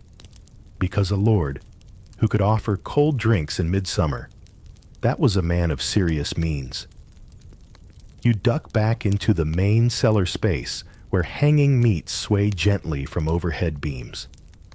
It's a little creepy, sure, like some kind of slow-motion meat mobile, but it makes perfect sense. Cooler air settles low. So if you hang the food high, it's away from pests and rot-heavy drafts. You also avoid pooling juices, which are a surefire invitation for mold and other unpleasantries. Gravity, it turns out, is your sous chef. And let's not forget the scent. Medieval people were masters of using smell as a quality check. No expiration dates, no stickers that say best before the end times, just a good whiff and a gut feeling. That's why the cellar became more than storage, it became ritual. The cook checked it daily. The steward tracked what was aging out. Servants rotated goods between cooler zones and slightly warmer spaces, playing a constant shell game of decay delay. Modern walk-in fridges hum in uniformity. But these medieval cellars, they breathed. They had microclimates. The shady left corner, near the outer wall, might stay 5 degrees cooler than the arch near the steps. You learned your cellar like you learned your livestock. And if you didn't well enjoy feeding 50 people gruel because the cheese curdled unexpectedly. Want to know something funny? Some of the oldest food storage techniques from these cellars are still used today. Think of wine kept in underground caves, root vegetables in sandboxes, and yes, even the trendy idea of a cold larder in modern architecture is a callback to these dark, chilly rooms, all without a single thermostat. So the next time you complain about defrosting your freezer, imagine hauling blocks of ice in a cart while your breath fogs and your knuckles split open from the cold. Or worse, being the guy in charge of checking the bottom of the pit, praying nothing with fur moved in. Your boots crunch slightly, as you leave the cellar and step into a small adjoining room where the air is drier, saltier. The scent hits you first, a pungent wave of brine and aged flesh strong enough to sting your eyes if you linger. This is the salting room, and it smells like survival. Salt in a medieval castle isn't just for seasoning. It's the MVP of preservation. A precious, sometimes imported, always tightly controlled resource salt does what no medieval spell or superstition could guarantee. It stops food from rotting, or at least slows the descent into decay long enough for someone to eat it first. And you're going to need a lot of it. Picture this: a slaughtered pig, freshly butchered, laid across a thick wooden table. No refrigeration, no vacuum sealing, no plastic wrap. Your only defense against nature reclaiming her prize is salt layer upon layer, rubbed into every crevice. Hands rough from repetition, smear it into the meat, pressing it deep to draw out moisture, because where there's moisture, there's bacterial paradise. Have you ever salted a steak before grilling it? Now imagine doing that, but for 6 weeks. And the steak is an entire animal. You might feel sorry for the kitchen staff, bent over barrels pouring salt like it's going out of fashion. But this wasn't busy work. It was science, before science had fancy names. Salt pulls water from the flesh, and in doing so, makes it a hostile place for microbes. Less water, less spoilage. It's as simple and brilliant as that. Castles didn't always have salt mines nearby, though. In many places, salt had to be imported carted in from coastal evaporation beds or traded from salt-rich regions like Bayonne-Lüneburg or the famous Cheshire Salt Works. That made it expensive. In fact, it was sometimes used in pay. The root of the word salary comes from salarium, a Roman term for salt allowance, which means you weren't just rubbing food with minerals, you were literally massaging currency into your dinner. Larger castles had dedicated salting rooms with troughs, barrels, and draining racks. Whole fish were split, flattened and packed in salt, then laid flat, or curled into barrels. Beef joints were stacked like pale oversized bricks, each layer buried in white crystals, and everything had to be rotated, flipped, checked. A single missed spot could mean disaster, and by disaster, we mean a room full of spoiled meat and the kind of stench that clings to your soul. And no, this wasn't a perfect system. Salt-preserved food had its drawbacks. It was tough, chewy, sometimes so salty you needed to soak it in water before eating if you had water to spare. But it was safe, and safety beat flavor when the alternative was food poisoning that could take out half your household before breakfast. This is where the hierarchy of food showed itself. Lords and guests got the freshest cuts, the lightly salted sides, the delicate portions. Servants, they got the beef that had been buried in salt for so long it had the texture of boot leather and the taste of a shipwreck. But hey, it kept them alive. You might wonder how people could stomach this day after day. But remember, this was a time when flavor came later. The priority was shelf life. You needed your rations to last through siege snow or supply delays. The kitchen wasn't just a place for roasting hares and baking pies. It was a fortress of preservation strategy, a long-term plan you could chew on, literally. There's something oddly comforting about it. In a world with no modern medicine, no refrigeration, and no delivery apps, salt gave you a tiny bit of control. It was both seasoning and safeguard, the difference between feast and famine, between meat and maggots.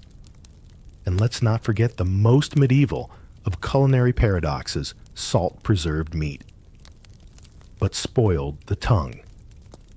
So while it was protecting the body, it was also exhausting the taste buds. Still, if you've ever eaten overly salted jerky on a road trip and convinced yourself it was fine, then congratulations. You and a 14th century kitchen boy have more in common than you thought. Now brush the salt from your sleeves and step over to where the real transformation begins. The first thing you notice is the haze. It clings to the air like a stubborn ghost, curling in lazy spirals toward the rafters. This is the smoking chamber, or in some castles simply an area near the hearth where meats hang in orderly rows like grotesque bunting. The scent is unmistakable wood smoke grease and the deep leathery perfume of meat slowly turning immortal. If salting is the medieval dry erase, then smoking is the permanent marker. Here, meat doesn't just sit. It hangs sometimes for days, sometimes weeks. Long strips of pork, thick links of sausage, entire legs of venison, all suspended on wooden rods above a constantly burning fire. Not a roaring blaze, mind you. This is a low, smoldering burn, steady, controlled, a careful ballet of smoke and time. Hot enough to drive away bacteria, cool enough not to cook the meat. If it sounds finicky, that's because it is. It takes practice. The wrong wood leaves a bitter taste. The wrong heat dries the meat to the texture of tree bark. The wrong placement means you get a crispy end and a spoiled core. But get it right, and you have a protein supply that can last months without spoiling. You duck under one of the beams and accidentally brush your head against a smoked goose leg. It's stiff, slightly greasy, and strangely comforting, like running into an old friend who just smells like bacon now. People used to joke that meat in these rooms aged like monks in a monastery, slowly, quietly, and usually in complete silence. And no, it wasn't just about preservation. Smoking added flavor. That deep, earthy tang you associate with campfires and grilled ribs. It's a medieval flavor. Note part, accident, part innovation. Smoke didn't just ward off spoilage. It also deterred insects, kept rodents at bay, and gave the cook something to boast about when the feast rolled around. Ah, yes. This boar was smoked with cherry wood and a dash of desperation during the siege of last Lent. But here's where things get oddly modern. The logic behind smoking meat is the same that underpins your favorite summer barbecue. A good brisket pitmaster and a medieval castle cook aren't that different. They both hover nervously around fire worry about airflow and take pride in meats that resist time like edible fossils. And they both have opinions, strong ones, on what kind of wood is best. Oak was common in Europe. Apple and cherry were prized for their sweetness. Sometimes herbs like juniper or rosemary were added to the fire for an aromatic touch. The meat absorbed it all, becoming not just preserved, but transformed. This wasn't just food. It was a record, a timeline. The meat told you what season it had been prepared and what wood had burned, how much patience the cook had left. You might laugh at the idea of meat chandeliers, but imagine living through winter without the luxury of delivery or even access to fresh game. These swinging bundles were security. They hung as a visible testament to planning and survival. They said, "We are not desperate yet. We have time." And there was a social hierarchy to it, of course. Some castles had dedicated smokehouses, small outlying buildings made of stone or timber, where meat could be smoked in massive quantities away from the main kitchen. The larger the smokehouse, the wealthier the lord. Some of these smokehouses were so important they were guarded. Because nothing says crisis like your entire bacon supply being stolen by a desperate neighboring baron. Let's pause here for a moment. And consider this. When was the last time you thought about your food's future before you even cooked it? That's what they did every day. A roast wasn't just for dinner. It was a test. Could it be saved? Could it be dried? Could it last long enough to see spring? The answer usually hung in the rafters, slowly turning a deeper shade of brown. And for all the grime smoke and occasional unfortunate rat incident, there was a kind of medieval poetry in it. Food didn't just come and go. It lingered. It waited. It darkened and shrank and toughened just like the people. You blink through the haze and back away, rubbing the sting from your eyes. The smoke is a little too real now, but that sting, that's the smell of food, surviving. You exit the smoky chamber, still rubbing your eyes, only to be hit by a sharp, vinegary tang that punches straight through the nostrils and settles somewhere near the back of your skull. Welcome to the pickling and brining zone, where vegetables go to drown and survival tastes a little sour. Pickling wasn't just a quirky flavor choice. In the medieval castle kitchen, it was a full-on food preservation religion. If it could fit in a jar, a crock, or a barrel, someone somewhere was probably trying to pickle it into submission. Cucumbers, of course. Onions, absolutely. Eggs. You'd better believe it. Even certain fruits, like plums or crab apples, could be preserved in vinegar depending on what region you were in, and just how desperate things were looking for winter. Pickling wasn't decorative. It was tactical. Vinegar and its cousin salt brine created acidic environments that most bacteria found as unwelcoming as a sermon on gluttony during a feast. Once submerged, food could keep for months, even years, provided the jars stayed sealed and the mice stayed out. You spot a long shelf stacked with ceramic pots, sealed with wax or tied cloth. Lift a lid, and you might find shredded cabbage turned sauerkraut, garlic cloves suspended in wine vinegar, or a wrinkled apple that still somehow tastes better than 3-day-old peasant bread. The options were endless, if not always appetizing. And here's the fun part. Flavor wasn't the goal. Longevity was. You weren't making artisan pickles for your Instagram charcuterie board. You were making sure there was something crunchy left to chew in March. Yes, some of it was borderline mouth-puckering. But when you've been gnawing on smoked mutton for 6 weeks straight, even a sharp onion slice in vinegar feels like a holiday. Pickling also allowed kitchens to preserve the harvest. When autumn dumped a mountain of turnips and beans on your doorstep, you couldn't just leave them in a pile and hope for the best. You had to act fast. Wash, chop salt, submerge, repeat. If you moved quickly and sealed tightly, you'd have side dishes for months. If not, well, you'd find out how fast mold could evolve personalities. This method wasn't exclusive to vegetables. Brining a close cousin was commonly used for meats, especially fish. Whole herring could be layered in saltwater barrels, turning into a medieval version of shelf-stable tuna. It wasn't glamorous, but it was efficient. And unlike heavily salted or smoked meat, brined items could retain a bit of tenderness. That's important when your teeth are already halfway ruined by age 30. Speaking of teeth, yes, they knew acidic food could be rough on them, but dental regret took a back seat to not dying of hunger. Pickled and brined foods added brightness to meals dominated by fat, salt, and char. And on a good day, you might even enjoy it. At some point, a curious guest might ask if pickling was influenced by trade with the East.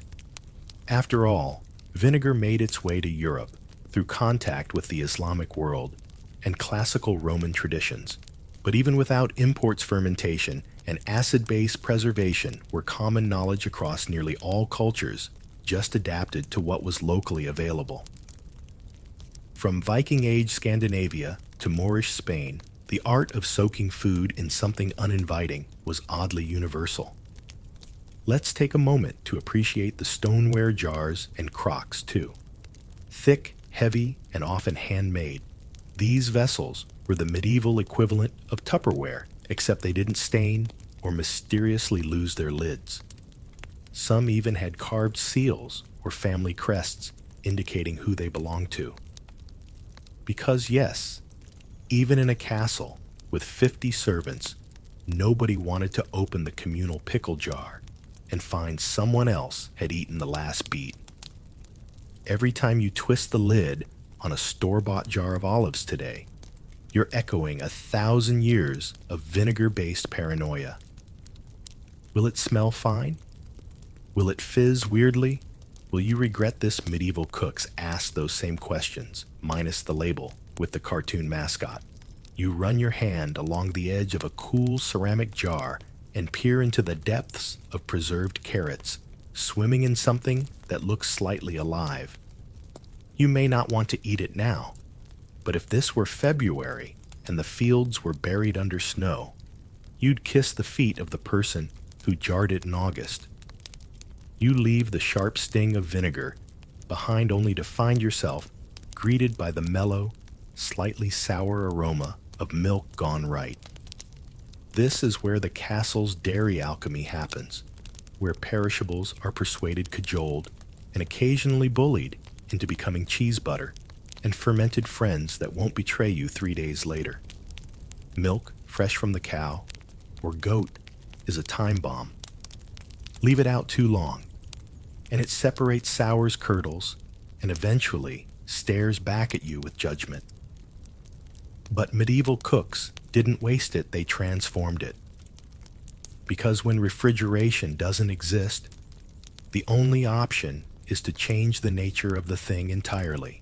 You spot a pair of large wooden tubs where milk is being stirred with a slow, almost meditative rhythm.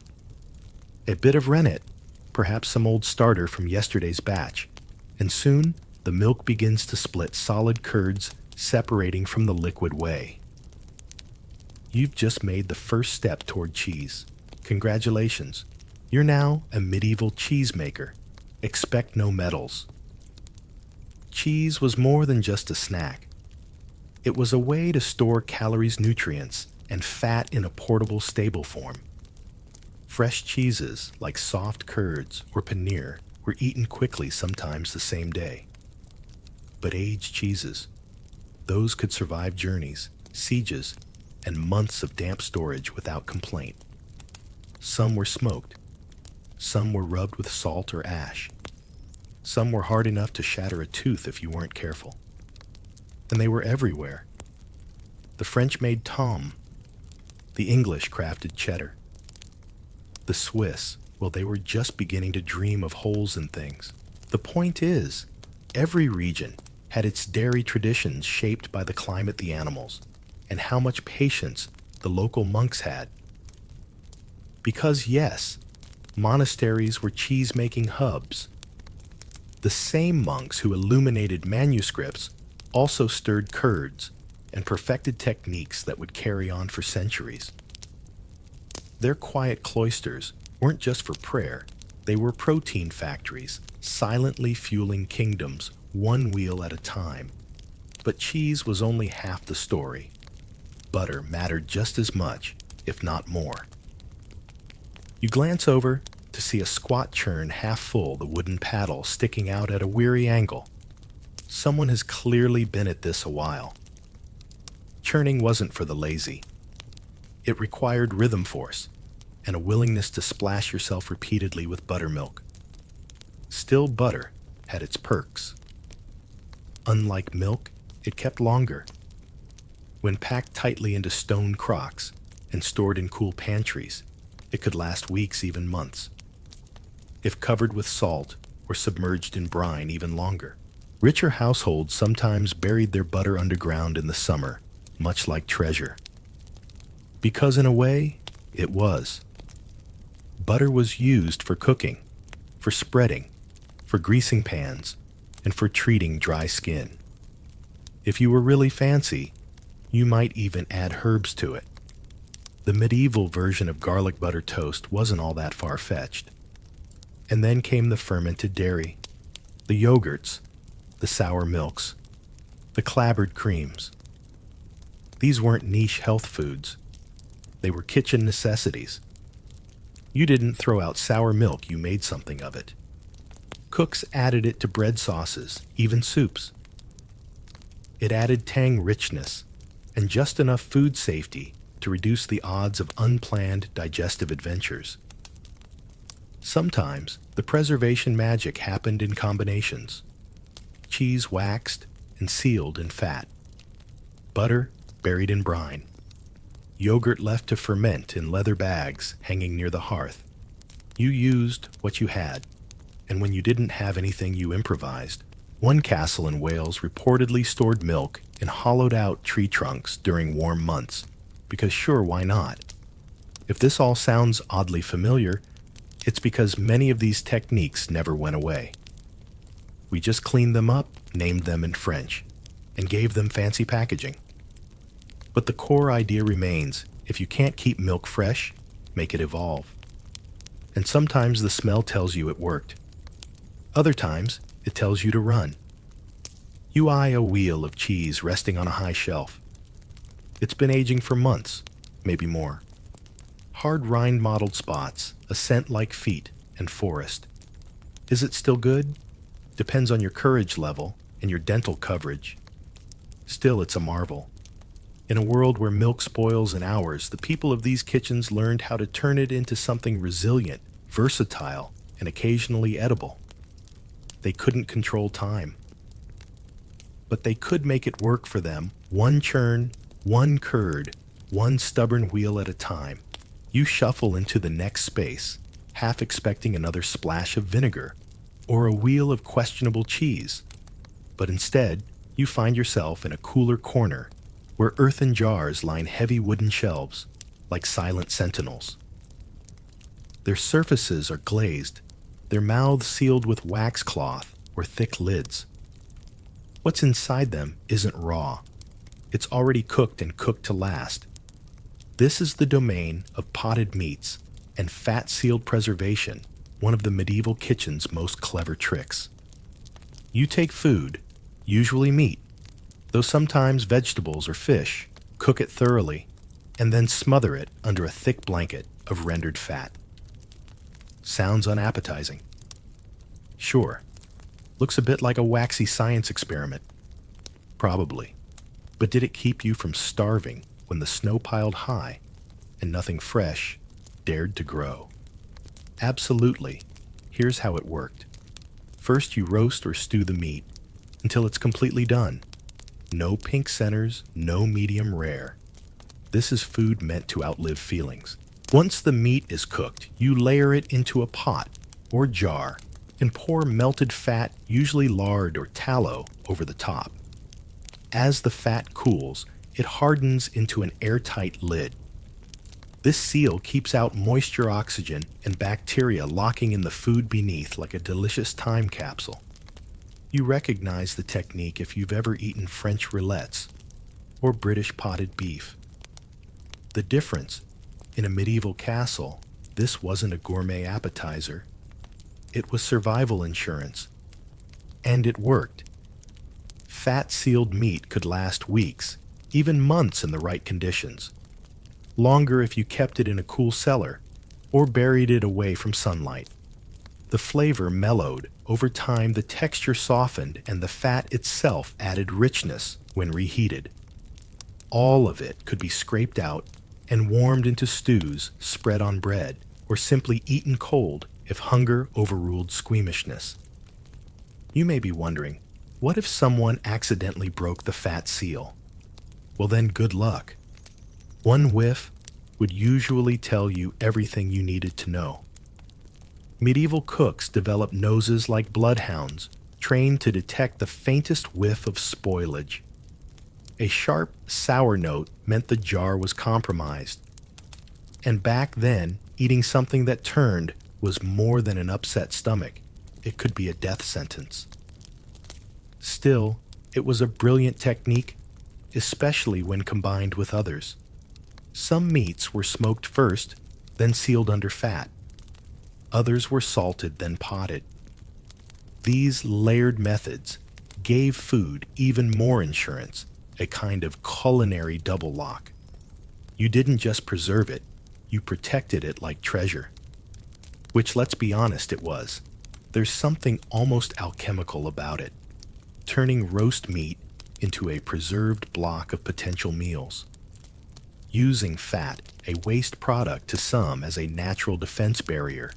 It's kitchen ingenuity born of necessity, not aesthetics. You spot a row of pots labeled in chalk goose boar venison hare. Each one tells a story. Perhaps the goose was left over from a feast. The venison, a prize from a rare, successful hunt. The boar, likely gifted by a visiting lord, preserved for months until it was safe to serve without offense or indigestion.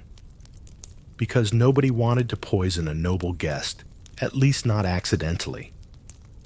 Some kitchens even took it further, embedding herbs and spices into the fat, not just for preservation, but for added flavor. A pot of potted duck might carry hints of thyme and clove, while a jar of beef carried the musky undertone of juniper. Flavor and function married in a way only the hungry truly understand. Today, we refrigerate leftovers and forget them until guilt wins. But back then, leftovers had a second life, and sometimes even a third. Nothing was wasted if it could be sealed, cooled, or drowned in fat. And here's a modern comparison you didn't see coming: your jar of peanut butter. Yep, the oil that floats on top. That's a passive seal, keeping air away from the nut paste beneath. 1,000 years ago, someone was doing the same thing with rabbit stew and pig grease. You dip your finger gently across the waxy top of one pot, surprised by how solid it is, like candle wax, but heavier. A medieval refrigerator door you didn't have to open. Just scoop, heat, eat. Repeat. Practical? Absolutely. Glamorous? Not even slightly. But in a time where rot was always one breath away, this was the castle kitchen's quiet miracle. And it sat right there on the shelf, waiting, patient, sealed, and stubbornly safe. You leave the cold jars and solidified fat behind, wandering deeper into the maze of storage rooms where everything seems to hum with quiet calculation. This next room smells different, sharper, greener, like old leaves crushed between heavy books. Here, preservation takes on a subtler, almost invisible form. This is where medieval cooks used herbs, ash smoke, and clever storage hacks, not just for taste, but to keep rot and pests at bay. It's less dramatic than hanging hams or boiling vats of fat, but no less important. The humble bay leaf, not just there for stew. Tuck it into grain sacks, and it helps keep weevils away. Dried rosemary. Sure, it smells nice, but it also contains natural oils that repel certain insects. These weren't just seasoning, they were protection, a fragrant moat around your food supplies. You look to one side and spot bundles of dried sage, thyme, and marjoram hanging like a withered floral arrangement. This isn't kitchen decor. This is strategy. Medieval cooks didn't have pest control companies. They didn't have airtight Tupperware or weekly trash pickup. If you left grain or flour unattended, it became a buffet for rats, bugs, moisture, or mold. So they used what they had. Dried lavender in linen bags to mask and deter. Smoke from the hearth, drifting upward to coat rafters, and beams with a thin insect-repelling film. Even scattered ashes. Yes, cold fireplace ash sprinkled around root vegetables to keep them dry and deter worms. Imagine trying to explain that to a modern kitchen inspector. Oh, don't worry. We put the carrots in a box of ashes next to the turnips coated in clay. It's very hygienic. Still, it worked. Root vegetables like beets and carrots were often packed in sand straw or sawdust, layered to protect them from bruising and drying out. This not only cushioned them, but also discouraged bugs and slowed moisture loss. Imagine storing apples wrapped in straw in a cool corner of the larder, carefully spaced so none of them touched, because if one started to rot, it would spread like gossip in a castle corridor. There was even wisdom in air circulation. Shelves were slatted. Baskets were woven loosely. Crops like onions or garlic were braided and hung to keep air flowing around them. Less moisture, less mold. Castles weren't sterile, but they were smart, and sometimes protection came in disguise. One method, coating eggs in lime water, or a kind of gelatinous substance to seal the porous shell. It sounds odd, but it kept air out and freshness in sometimes for months. If you've ever heard of water glassing eggs, that's the modern descendant of the same technique. You pause to eye a small clay pot near the wall, its top dusted with powder. It's filled with dried mushrooms, an ingredient so delicate and perishable in the wild, yet perfectly preserved here through the miracle of air and patience. No fridge, no electricity, just drying racks and a cool, shaded shelf. And then there's smoke again, lingering not just from preservation, but as an environmental shield. In kitchens without chimneys, smoke billowed everywhere. It clung to beams, rafters, sacks, herbs, and anything else within reach. It darkened the wood, yes, but it also killed bacteria, repelled bugs, and made things just a little more inhospitable for spoilage. You might think the medieval world smelled like rot, but often it just smelled earthy, herbal. A little acrid from wood smoke and a little sharp from onions that had outlived their dignity. Food lasted not because it was treated with chemicals, but because it was guarded by tradition, texture, and time-tested trickery. Want a modern analogy? Think of your grandmother's pantry, the one with the mysterious jar of cloves meant to keep ants away, or the open box of baking soda in the fridge. Now multiply that by 100 subtract science degrees and add a deep fear of famine. That's medieval kitchen ingenuity. You pass a hanging sack that rustles slightly. Not mice, just a string of dried apples, thin and leathery, like forgotten bookmarks. They won't win any beauty contests, but they'll sweeten a stew when the fresh fruit's long gone. So no, they didn't have sprays, or fridges, or foil.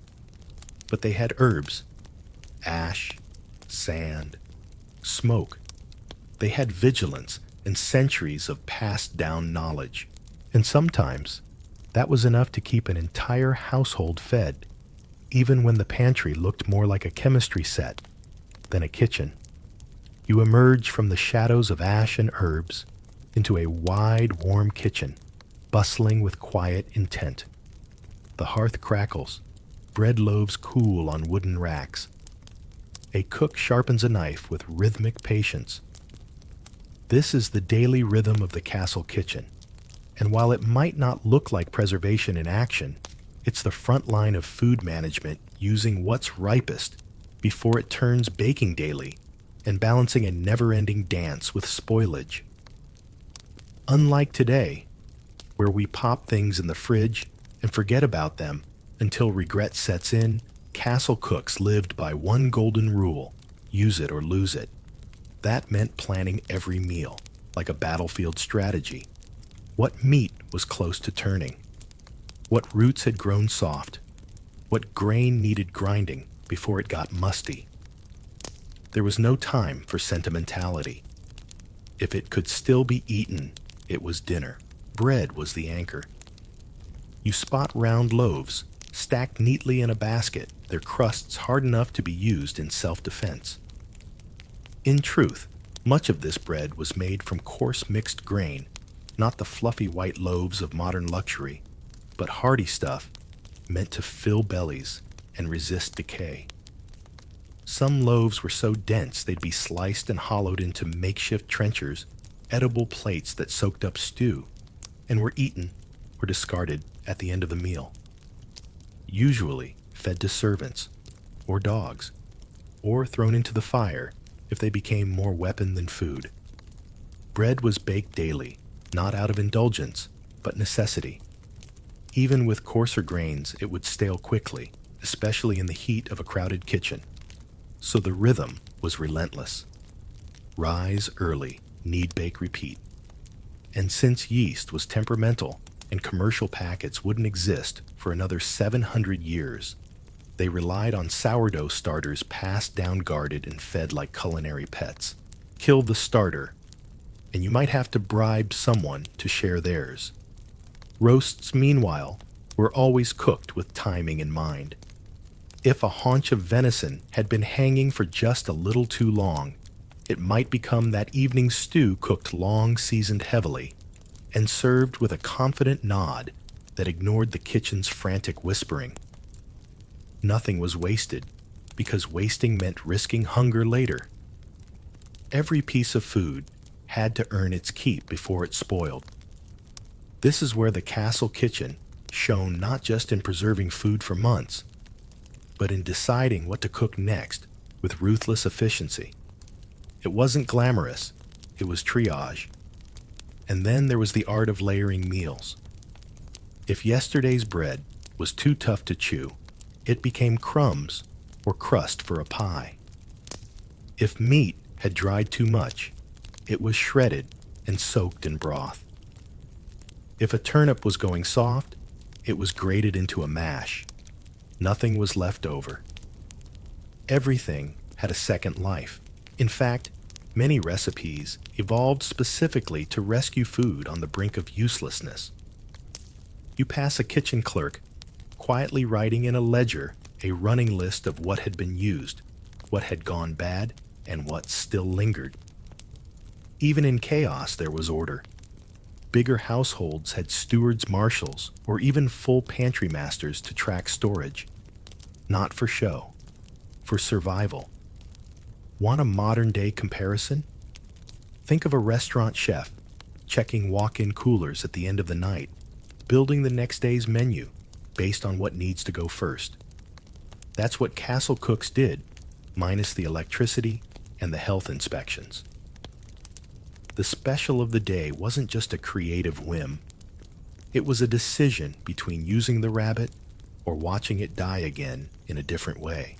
Sometimes, the success of a feast wasn't in the freshness, it was in how well they disguised the age of the ingredients.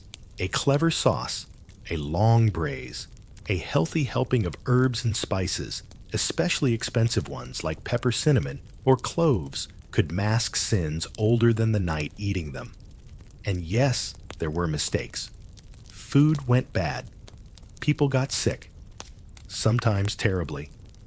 But the system worked more often than not, precisely because of the constant attention it required. The castle kitchen wasn't frozen in fear of decay, it was locked in an eternal chess match with it. And often it won. So as you take one last look at today's bread, yesterday's broth, and tomorrow's hanging haunch of mutton, you begin to see it clearly. Preservation wasn't just salt and smoke, it was timing, awareness, judgment sharpened over years by hunger and trial. And if the kitchen fell behind, the punishment wasn't just a spoiled meal. It was a household without supper. You wander back toward the kitchen entrance, the smell of hearth smoke lingering on your clothes. The shadows of stored onions and swinging meats burned into your memory. And you realize something strange. Despite the lack of refrigeration, electricity, or even basic hygiene by modern standards, they weren't starving. They were managing, thriving, even sometimes with aching teeth and questionable cheese, but surviving nonetheless. It's easy to assume medieval kitchens were a one-way ticket to food poisoning. And yes, Let's be honest, they didn't have the clean countertops, latex gloves, or color-coded chopping boards we rely on today. But they had knowledge. Knowledge handed down, not through textbooks, but through repetition mistakes and quiet triumphs. And that knowledge built systems. Systems that worked. Of course, they weren't perfect. People got sick. There were outbreaks of what they might have just called bad meat belly, but we now know were salmonella botulism or worse. But when you look at the whole operation, from salt to smoked vinegar to fat cellar to rafters, it's astounding how much food they kept usable with zero refrigeration. Let's not romanticize it too much, though. Dental records from the time reveal a lot of damage. Rotting teeth abscesses enamel, worn down by coarse bread and gritty flour. They weren't chewing through brined beef with perfect smiles. Meals were often repetitive, heavy, and lacking in fresh nutrients during winter. Scurvy wasn't just for sailors. Still, the system delivered calories, preserved stores, and kept large households alive sometimes through siege, sometimes through frost, sometimes through sheer stubbornness. And we haven't even talked about the emotional side of all this. Because yes, even without the benefit of a walk-in fridge, these kitchens still fed people with care. Someone still stirred the pot. Someone still watched the loaf rise. Someone still stood over a fire in the dead of winter, turning meat slowly on a spit, not just for sustenance, but for the pleasure of the table. Because even in hard times, food was still joy. Think about your own kitchen for a moment. The beeping microwave, the fridge full of condiments, the freezer drawer with something you bought in a moment of ambition and have since forgotten. Now picture replacing all of it with muscle memory, instinct smell, and trial and error. That's the world castle cooks lived in. No second chances. No Uber Eats, just a potato, some sand, and the hope that your salted boar wouldn't murder the Lord's cousin. And somehow it worked. You might be tempted to laugh at the idea of coating eggs in lime water or stacking apples on straw like treasure. But really, these were acts of quiet brilliance. Food preservation wasn't a separate job. It was the thread that ran through everything in the medieval kitchen. You didn't just make dinner. You were always preparing for the future next week, next month, next winter. Preservation was a kind of time travel. You were eating September's pears in February. You were chewing last autumn's smoked goose while snow buried the roads. Even today, in our age of smart fridges and overnight delivery, echoes of this knowledge remain. We still pickle, still brine, still smoke, still cure, still sour. We might not bury butter or hang trout above the fireplace anymore, but some part of us remembers. Because these weren't just desperate techniques, they were early masterpieces of human adaptation. You look around one last time. The cool cellar, the stone walls, the jars, the crocks, the herbs, the ghosts of kitchen boys, long gone.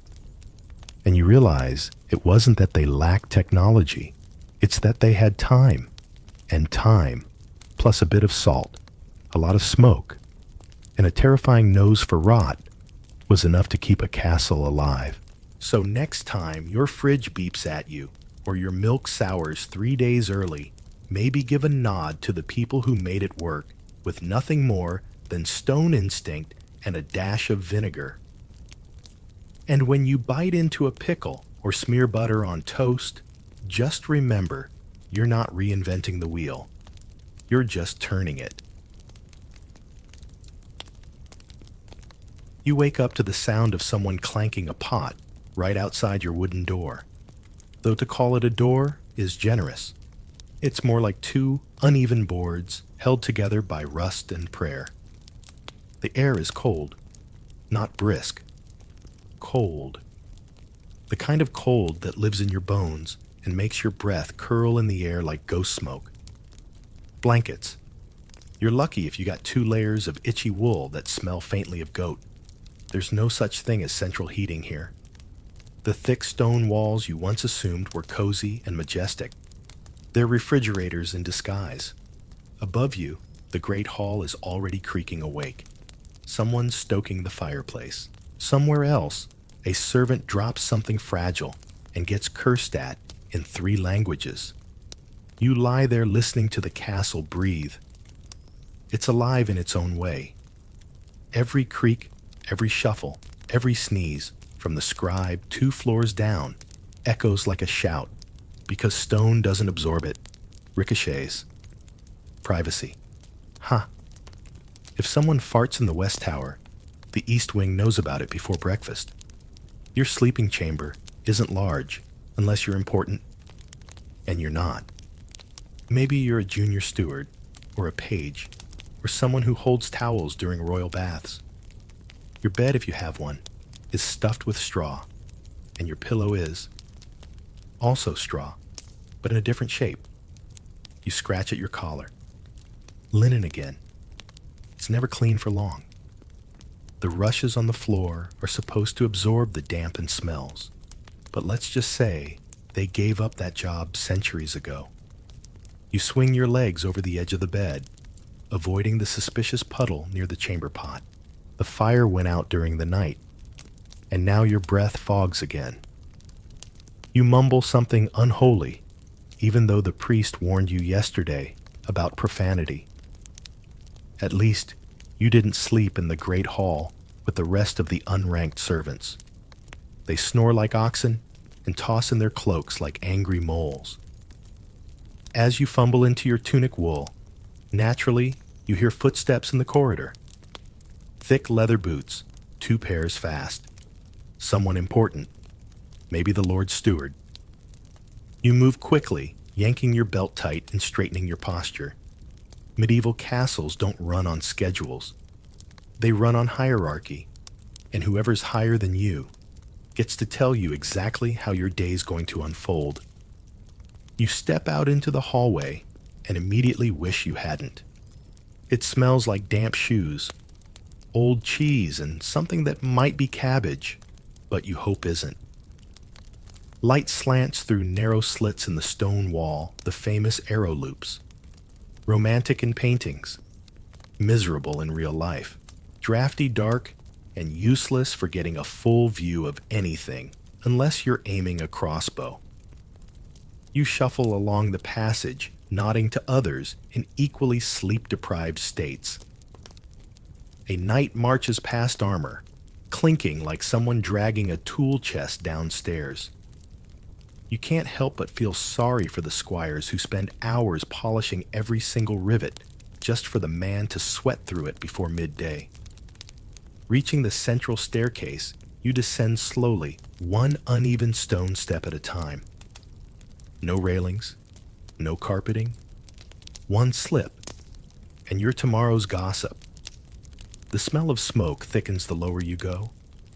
That's where the real action is, near the kitchens, the hearths, the livestock pens.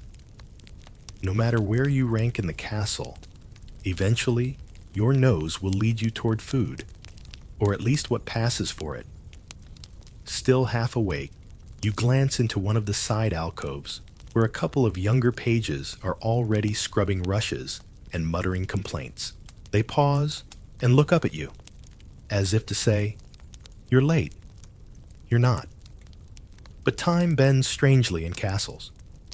The bell rings when it rings. Sometimes it's early. Sometimes the bell ringer oversleeps. You shrug and keep walking. Just as you pass by the chapel, you catch the low chant of morning prayers. Latin, of course. Not that you understand it, but it sounds impressive, and in castles sounding holy is half the job. You nod respectfully at the young monk lighting candles. He looks half frozen and only half sane. Most monks are like that, mumbling about relics and wine even before breakfast. You finally reach the outer corridor that leads toward the kitchens. The ceiling lowers here, the stones rougher, the drafts crueler. A rat scuttles across the path, stops, stares at you like it owns the place, then continues. You try not to think about whether it ran over your food last night. And here's where we pause for just a moment, not to reflect, but because a kitchen boy just slammed the door open and nearly took your nose with it. You step aside, eyes wide, heart thudding, wondering for the 100th time why doors in castles always swing with the force of divine judgment. Still, you're up dressed intact and heading into the heart of the castle where the pots bubble the bread bakes and at least 3 people are already arguing over who forgot to soak the lentils. The kitchen is not quiet. It never is. Even before sunrise, it roars like its own medieval beast, snapping flames, iron-clatter wooden spoons, hitting cauldrons, voices overlapping in every accent you can imagine. It's not just a place where food gets made. It's where tempers get fried, where gossip sizzles louder than the bacon, if you're lucky enough to have bacon, and where the castle's daily heartbeat begins pounding into rhythm. You duck beneath a low beam just in time to avoid a hanging side of meat, some unidentifiable creature, half-dried, half-salted, fully smelly. A cook barks an order at someone half your size who's already elbow-deep in some dough-like substance. No one looks up when you enter. That's how you know you've been here long enough to blend in. Which in the kitchen is a survival skill. The moment you're noticed, someone hands you a task. The longer you float, unnoticed, the longer your limbs remain unscalded. The heat slaps you in the face first. There's always a fire going. Multiple, actually. One for the main stewing pots, one for the roasting spits, and at least one that nobody uses, but no one dares put out, in case it's needed soon. Medieval logic. You learn not to question it. Smoke curls from every surface, getting in your eyes, your mouth, your clothes, your soul. You've never really been clean since arriving here. A pot bubbles angrily in the corner. It smells like yesterday's soup met today's cabbage and decided to have an existential crisis. You squint inside as you pass. Lentils, maybe. Definitely onions. Possibly fish. Hopefully not eel again. Someone once said, if you can't name it, add salt. That seems to be the philosophy here. You hear a thud behind you. A sack of flour dropped too hard. A cloud explodes into the air and coats half the room. Nobody blinks. One of the junior cooks now looks like a ghost and just keeps kneading dough as if nothing happened. You want to ask, are you okay? But realize the answer would be, only if I finish this in time for the midday bread. You don't interrupt. You've learned better. In one corner, a boy is turning a roasting spit with a hand crank. His eyes are glazed over his arm, moving in a perfect tragic rhythm. Occasionally, someone tosses drippings over the meat with a wooden ladle. The smell is incredible if you haven't already been in here for 2 hours. For you, it's just another scent layered atop a dozen others. Grease ash, sweat ale. There's no word for it. Castle kitchen might be the closest one. Then there's the chopping station. It's not so much a table as it is a battlefield. Carrots, turnips, herbs, and sometimes things with eyes laid out and decimated by dull knives and hurried hands.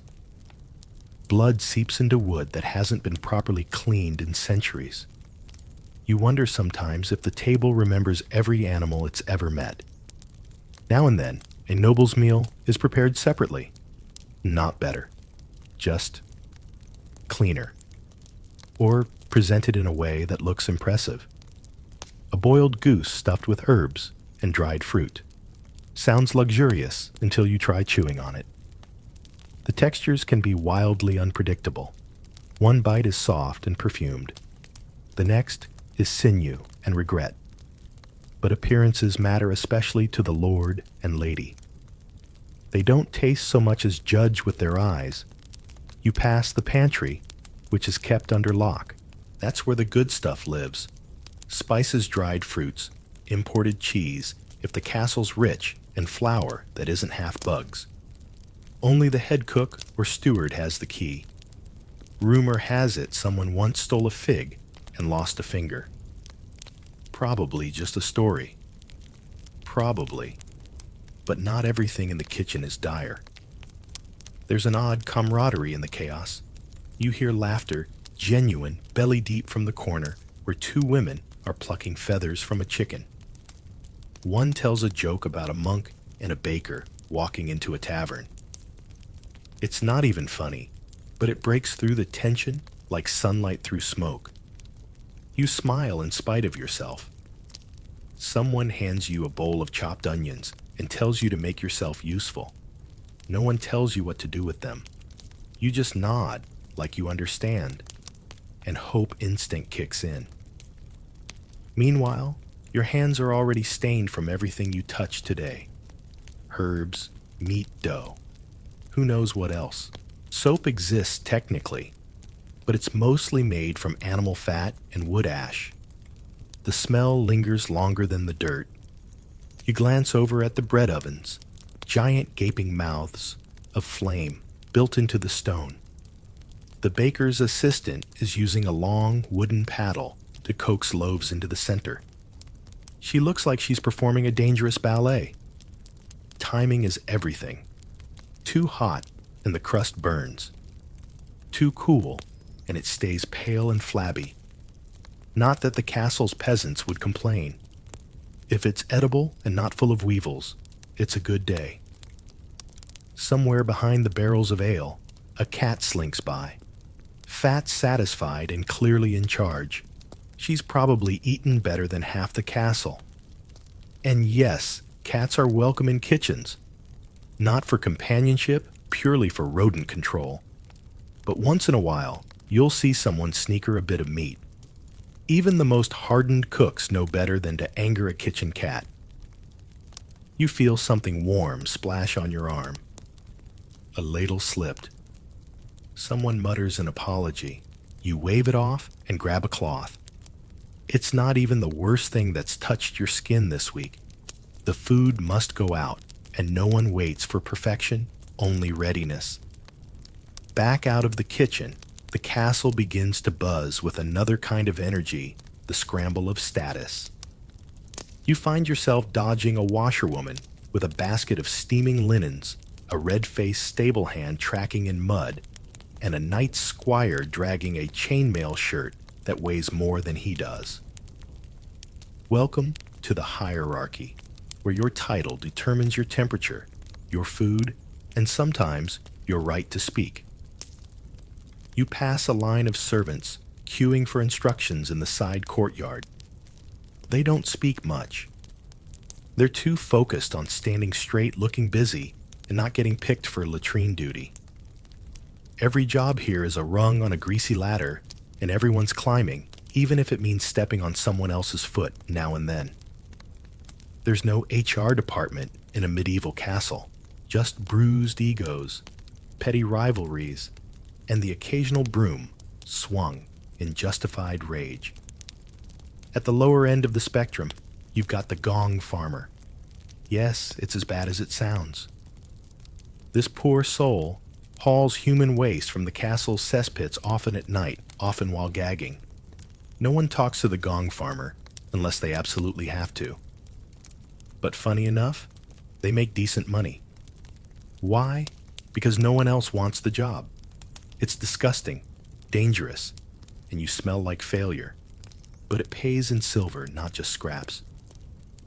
Slightly higher in the pecking order are the scullions and laundresses. They're young, usually orphans, or daughters of peasants, hoping for a foot inside the great stone walls. They scrub, carry, fetch, and learn fast. Or else. Discipline isn't subtle here.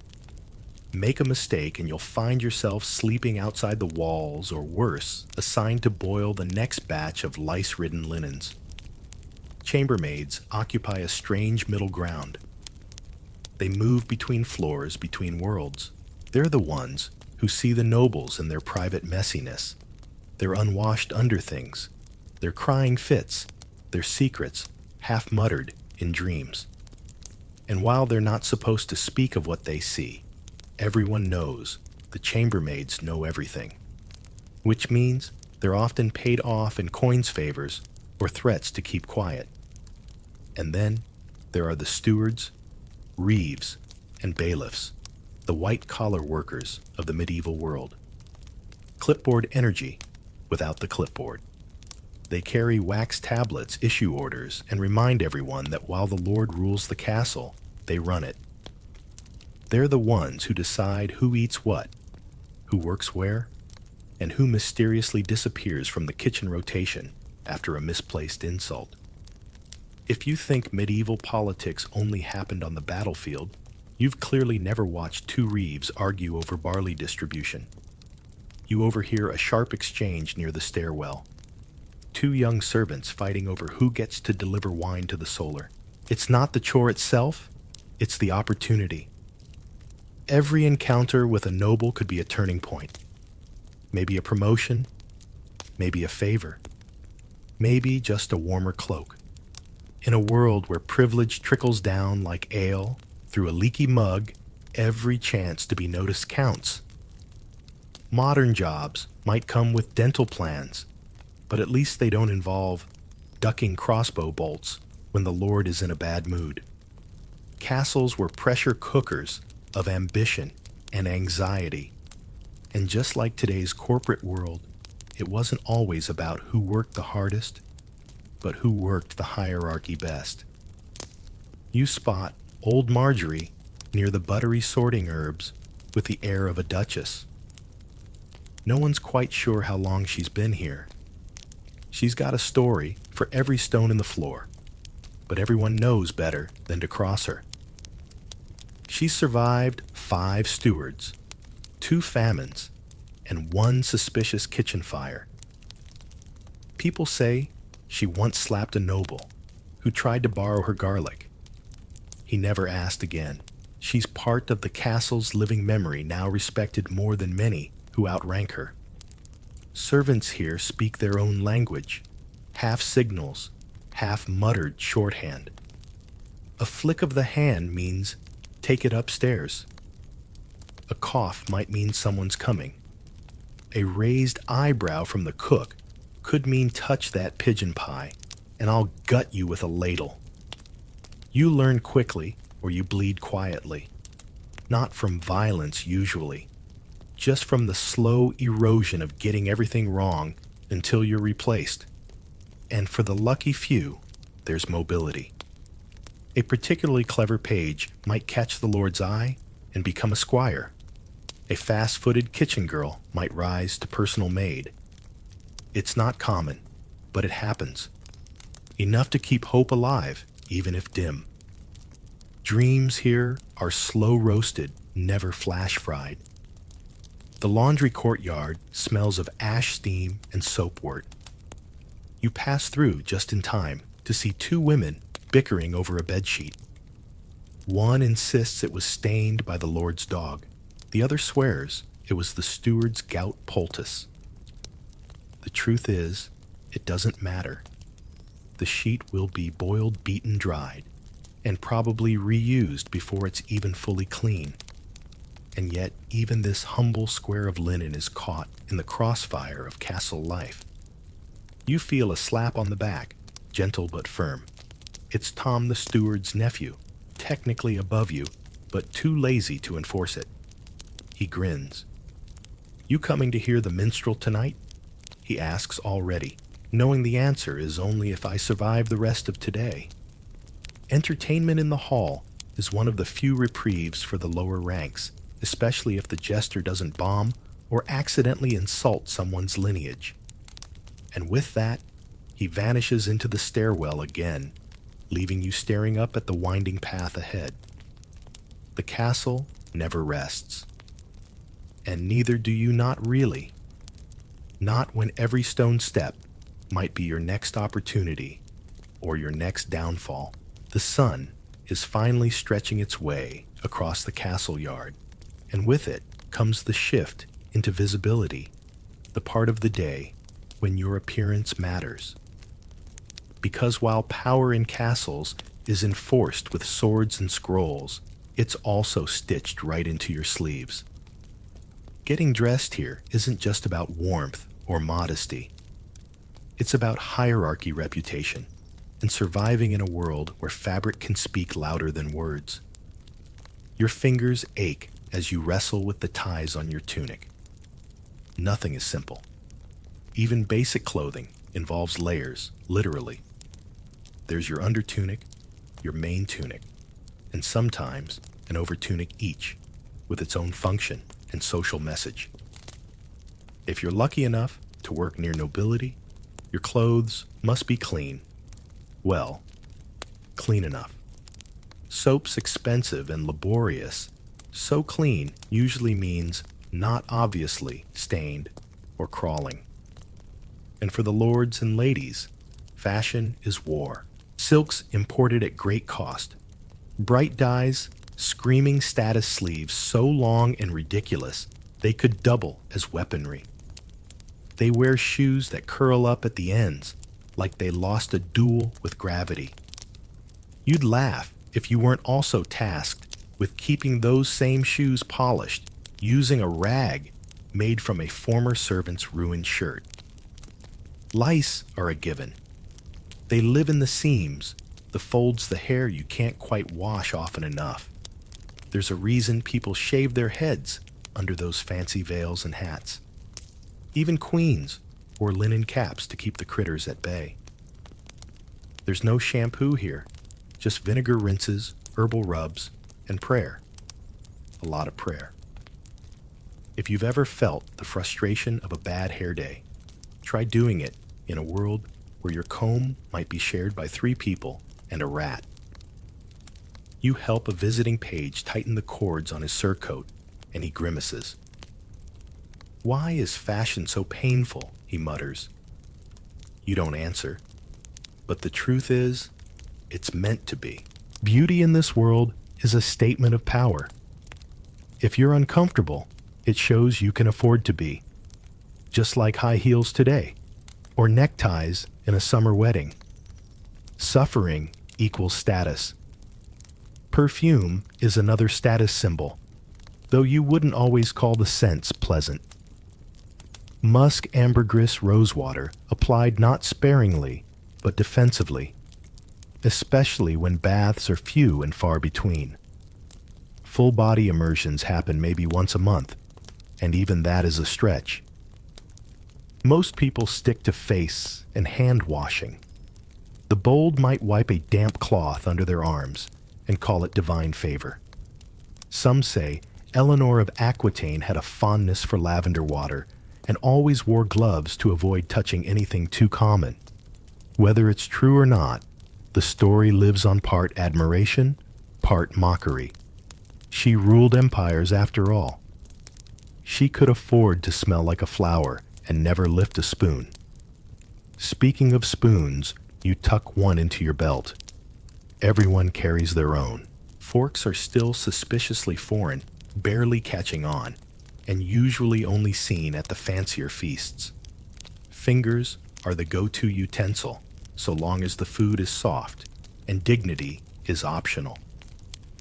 You catch a glimpse of the seamstress working by the window. Her hands move fast, stitching a new banner with the family's crest. Heraldry matters more than names here. Coats of arms are identity, inheritance, and intimidation all in one. Get the color wrong, and you might accidentally declare war or insult someone's great-grandfather.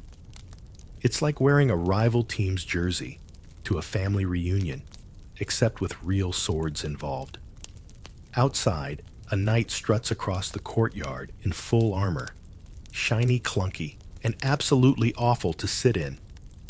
You know for a fact that many knights have help just to mount a horse let alone get back down again. Chainmail alone weighs 20-30 pounds. Add a breastplate greaves helmet gauntlets, and suddenly your fashion statement becomes a small iron prison. No wonder they get grumpy. Inside the chapel, you spot one of the ladies of the court adjusting her veil before prayer. It's a minor act, but one full of consequence. A veil not properly pinned might signal disobedience, flirtation, or worse, lack of decorum. You'd think faith would be enough in a chapel, but no. Image follows you, even when you kneel. And heaven forbid anyone forgets their hose. Loose leggings or frayed garters, instant humiliation. There's a reason sumptuary laws existed to make sure people dressed according to their class, their gender, and their station. A merchant's wife trying to wear velvet scandalous. A servant caught with dyed fabric punishable. It's like showing up to a royal gala in flip-flops, except your head might be on the line, not just your reputation. There's an old tailor in the corner hall who still speaks wistfully about the golden days of fur. He once stitched a cloak for a baron that required the skins of over 40 squirrels. They were gray and quick, he tells you, and all dead by winter. You nod, half impressed, half horrified. The cloak probably weighed more than the baron's sense of guilt. Someone calls your name, it's time to bring the goblets to the solar. You brush crumbs off your tunic, adjust your belt, and do one final lice check near the neckline. Appearance is everything now. You might be holding brass, but if you carry it like gold, someone just might believe you belong here. The solar is warm, not because it's welcoming, but because it sits on the castle's upper floor, catching every scrap of sunlight the stone walls allow in. It's the Lord's private space, the family's retreat from the noise and grime of the lower levels. Everything here whispers, don't touch unless your bloodline goes back 6 generations.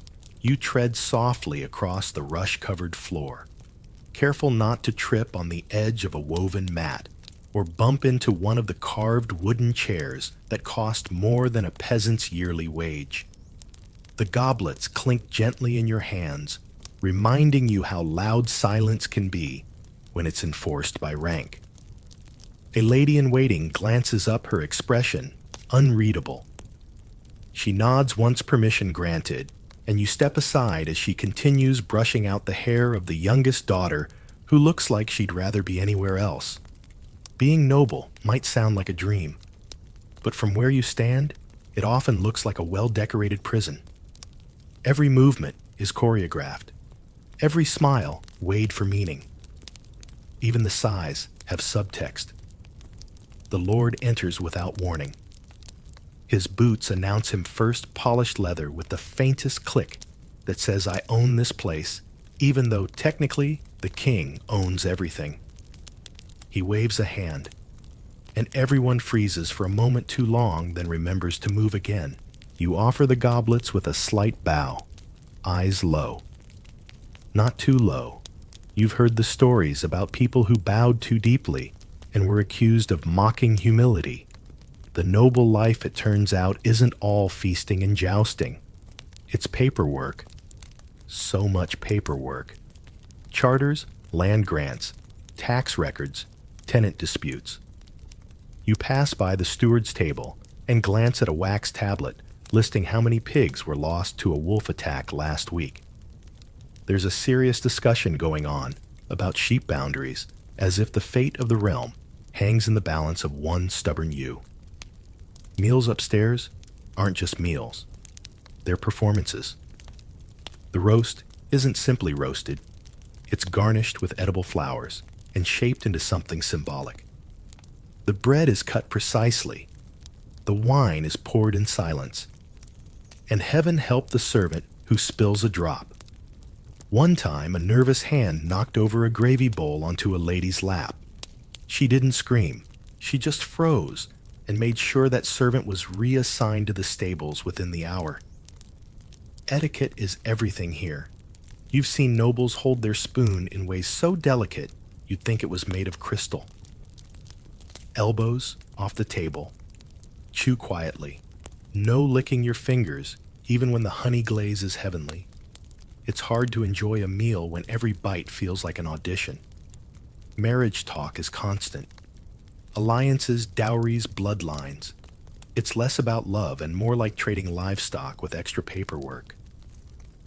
You overheard one noblewoman complaining that her daughter's intended suitor had only 3 manners and a weak chin.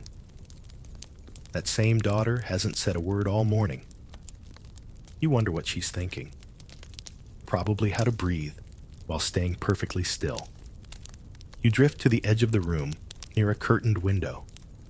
Below in the courtyard, stable boys race to clean out stalls before the next inspection. A juggler in the corner catches your eye, brought in for entertainment, but he's barely holding their attention. One wrong joke, and he'll be gone by sunset. Maybe not punished, just forgotten. Castles have a short memory for those who don't impress. Still, there are moments of genuine warmth, even among the highborn. You saw the lady of the castle once lean down and kiss her son's forehead in the hallway, unguarded and gentle. No one else noticed. Or maybe they pretended not to. You held your breath, like you'd stumbled into something holy. The chaplain enters with a scroll tucked under his arm. Religious matters always hover in the background. Nobles are judged not just by how they live, but by how loudly they pray. Donations to the church, funding for local abbeys. It's all part of the image. You've heard the Lord speak of salvation with the same tone he uses for land taxes necessary, costly, and never quite enough. One of the knights steps inside, now removing his gloves as he bows. His face is weathered, his back stiff. You'd think he enjoys glory, but truth be told, most knights spend more time managing land than fighting. When they do draw swords, it's usually over a border disagreement or a hunting accident gone too far. The age of heroic charges and dragon slaying mostly myth. Reality looks more like gout and grain disputes. Sometimes, when no one's watching, you see the younger nobles staring out the window for long stretches. Are they daydreaming or planning, or just trying to imagine a world outside the heavy expectations that surround them? A world where they could wear simple clothes, eat when hungry, and speak without calculating every word. You step backward, quietly, the goblets now empty. Your job here is done for the hour. No one dismisses you. You're just expected to disappear. And so, you do, slipping through a narrow door that leads down into the winding stairwell once more, where stone replaces silk and the performance pauses until the next course is served. Descending from the solar, the temperature drops and the mood shifts. You're back in the bones of the castle now, where beauty gives way to bulk. This is the part of the structure that's less concerned with feasts and finery, and more interested in not getting burned to the ground, or pillaged, or poisoned. The castle isn't just a home, it's a fortress. And while the nobles enjoy their tapestries and herb-scented basins upstairs down here, every stone whispers the same message: survive. You reach a narrow hallway lined with arrow slits, those famous vertical eyelets that look romantic in drawings and feel like icy wind tunnels in real life. They're not windows. They're warnings, designed for archers to shoot out while staying protected. They let in just enough light to remind you you're not outside, and just enough cold to make you wish you were. The stone beneath your feet is uneven, not from poor craftsmanship, but from centuries of boots pacing these exact steps, wondering if today is the day someone finally tries to breach the gate. You pass the armory, its heavy door ajar, the smell of oiled leather and iron thick in the air. Inside, rows of spears, halberds, and swords gleam faintly in the torchlight. Armor hangs like waiting ghosts, chainmail glistening like fish scales, plate armor standing as still and menacing as an ex-lover's statue. These aren't decorative.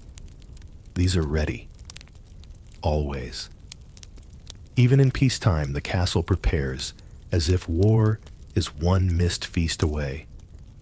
The walls down here are thicker than you remember. Some parts of the corridor feel like walking through a mountain's esophagus, tight, echoing, always damp. Castles were built not for comfort, but for defense. If you're imagining sweeping open-plan halls, think again. Defense meant compartmentalization. Small rooms, sharp corners, places to bottleneck enemies, not entertain them.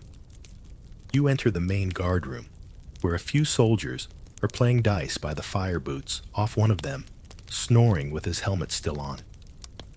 Their swords lean nearby, never far from hand.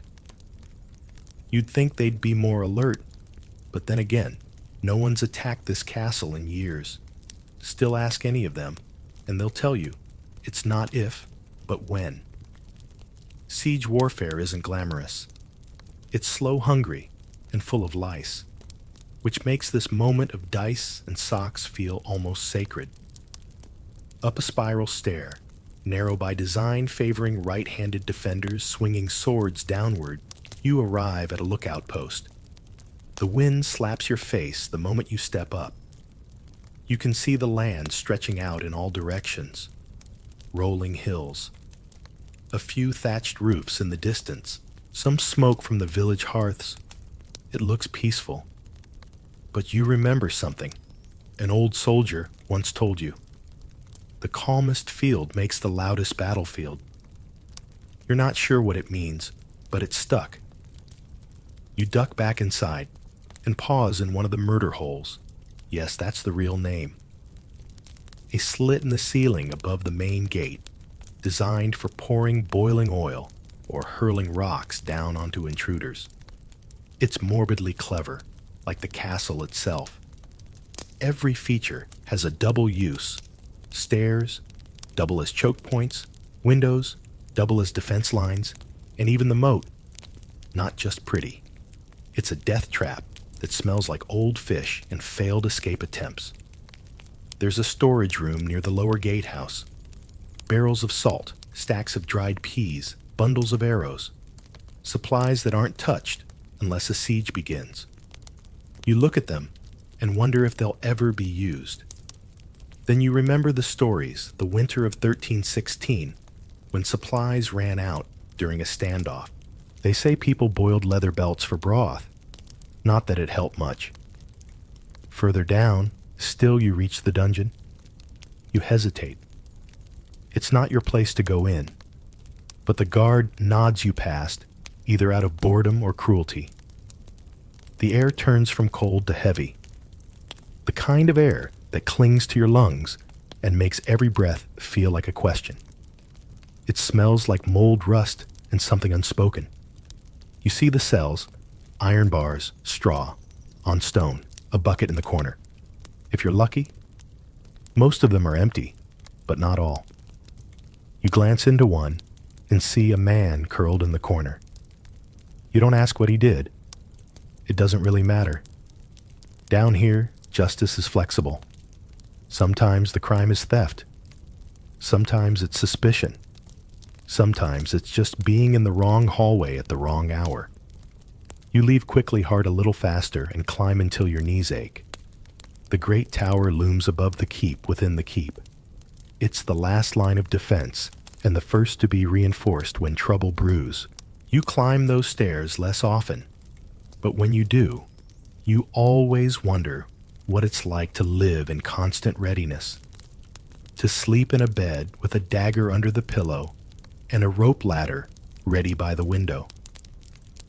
Because if someone breaches the walls, you won't get time for a speech. You'll be lucky to get your boots on. You pass through a narrow corridor that leads back toward the main hall, the warmth slowly returning. A fire is lit again. You hear music, faintly, maybe someone tuning a lute. It's strange, isn't it? How a castle can be both a fortress and a stage. One moment you're counting arrows. The next, you're counting steps in a dance. By the time you return to the main hall, it's transformed. The same space that smelled of damp wool and smoke just hours ago now buzzes with anticipation. Torches flicker along the walls, casting long shadows over the flags and stone. The benches have been dragged into place, the floor swept well swept-ish, and the tables lined with trenchers, stale bread bowls that double as plates, and eventually food for the dogs or the desperate. Tonight, there's entertainment, and in a medieval castle, that could mean almost anything. You hear it before you see it. The twang of a rebec, the squeak of a flute, the occasional thud of someone rehearsing a juggling routine badly. A minstrel is tuning his lute by the hearth, squinting with that distinct expression of someone who knows they have 2 minutes to become unforgettable. Behind him, a servant rolls his eyes. He's heard this guy's songs before. You settle near the back, careful to avoid the aisle that leads directly to the high table. That's where the Lord and his most trusted sit elevated both literally and socially. From there, they can see everyone, and everyone can see them. Even the way they laugh is measured deliberate, more of a signal than a reaction. The jester somersaults into the room bells, jangling hat flopping over one eye. He launches straight into a joke about a monk, a goat, and a broken wine cask. It's crass, mildly heretical, and lands surprisingly well. You laugh along with most of the hall. Even the steward allows himself a smirk. The jester's job is to say what others can't, at least until he goes too far. You've heard of jesters being whipped for insulting the wrong noble's ancestry, or worse, being replaced. And in this world, replacement rarely comes with a pension. On the far side, 2 knights are already deep into their 3rd round of ale and halfway through an arm wrestling match. Their squires stand nearby, watching like nervous understudies.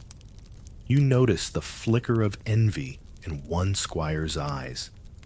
He won't say it aloud, but he knows the only way to become a knight is to survive one, or outlive one, preferably both. Then comes the bear. Yes, a bear, dragged into the courtyard on a chain, growling and pacing, flanked by handlers who look one bad idea away from losing a hand. It's part of a show bear-baiting the sport of nobles who are bored and peasants who want to forget how cold their boots are. You've never liked it. The way the bear looks at the crowd, the way the dogs are let loose one by one. It's not sport, it's spectacle. And you wonder if the line between audience and animal is as thick as people pretend. Later, the mood lifts. A group of traveling actors performs a short morality play about sin temptation and a man who turns into a turnip. You're not sure what the message was, but the costumes were colorful and the crowd clapped, so that counts as success. One of the actors nearly sets his sleeve on fire during a dramatic gesture. He laughs it off. Probably not the first time. The hall grows rowdier as the ale flows. Nobles lean closer to whisper secrets they'll regret tomorrow. Servants dance in cautious corners, careful not to outshine their betters. A few couples sneak away, under the guise of getting more bread. They won't find bread, but they'll find shadows. And in a castle, shadows have ears. You remember a story about a bard who sang a love ballad that mirrored the affair of a certain noble and a certain kitchen maid. He was paid double that night and mysteriously never hired again. That's the danger of art in places like this. The truth makes excellent theater but terrible diplomacy. A boy juggles apples near the hearth. He's no more than 10, but the crowd adores him. His smile is quick, and his hands quicker. For a brief moment, even the grumpiest guard forgets to scowl.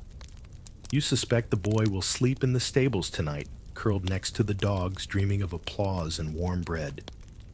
Someone nearby raises a mug and shouts, "To the hunt tomorrow." A chorus of cheers follows, though half of them probably won't remember in the morning. Hunts are more than sport. They're social theater.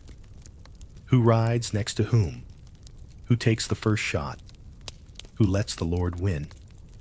Everything is politics, even when dressed in leather and carrying a spear. A noble woman stands and begins to sing. Her voice, clear and high, cuts through the noise like silk through smoke. The hall falls quiet. Even the hounds stop their shuffling. It's a hymn, perhaps, or a lullaby. One you don't recognize but feel in your chest nonetheless. The notes linger after she sits down, trembling in the rafters. No one claps. They just breathe and drink and blink like waking from a spell. Eventually, the fire burns lower. The minstrels pack their instruments. The hall thins. The dogs reclaim their places under the tables. You rise slowly, legs stiff-head, buzzing not from ale, but from the sheer density of life stuffed into this one long evening. No one says, "It's over." It just ends. Like everything here does quietly then, all at once. The embers are still glowing in the hearth as you step into the corridor warm air, giving way to the chill that always returns when the revelry fades. You pull your cloak tighter, not just against the cold, but against what you're about to pass through, because this next corridor, this corner of the castle, is where secrets stew. Love here is rarely love. More often, it's transaction, or strategy, or a risk that smells better than the lentil stew. In theory, noble marriages are about alliances, the joining of houses, the consolidation of land. In practice, they're awkward formalities, padded with silences, unspoken resentment, and the occasional polite nod across the great hall. You've watched newlywed nobles at supper, seated side by side, like strangers on a very expensive bench. Affairs, on the other hand, those are alive, volatile, dangerous. You've seen glances linger a beat too long. A silk ribbon dropped where it didn't belong. A kitchen maid summoned a bit too often to the upper chamber. Everyone sees it. No one says a word. You pass by a side door that leads to the servants' stairs. A breath of warm, perfumed air escapes as it creaks shut behind someone in a hurry. You don't follow. You don't ask. In castles, knowledge is dangerous, but timing is worse. To be in the wrong place during the wrong embrace, that's how people end up sent away or reassigned to border duties, which is code for good luck surviving the winter. There's a story whispered about the Lady of the North Tower, a real woman once, or maybe several, layered into legend. She supposedly kept a diary sewn into the lining of her bodice, filled with confessions of forbidden love. When it was found, the noblemen involved vanished, not exiled, not punished, just erased. His crest removed from the tapestries, his name never spoken again. The only clue is a cracked tile near the chapel, with a boot print that never scrubs clean. Lust isn't exclusive to the nobility. Among the servants, desire is swift and raw. There's no inheritance to protect, no legacy to consider, just fleeting chances between chores and curfews. A glance in the laundry yard, a hushed meeting near the stable. Once you walked in on a kitchen boy, and the falconer's apprentice locked in what could generously be called a passionate embrace behind the ale barrels. They didn't stop. They just nodded at you like it was Tuesday.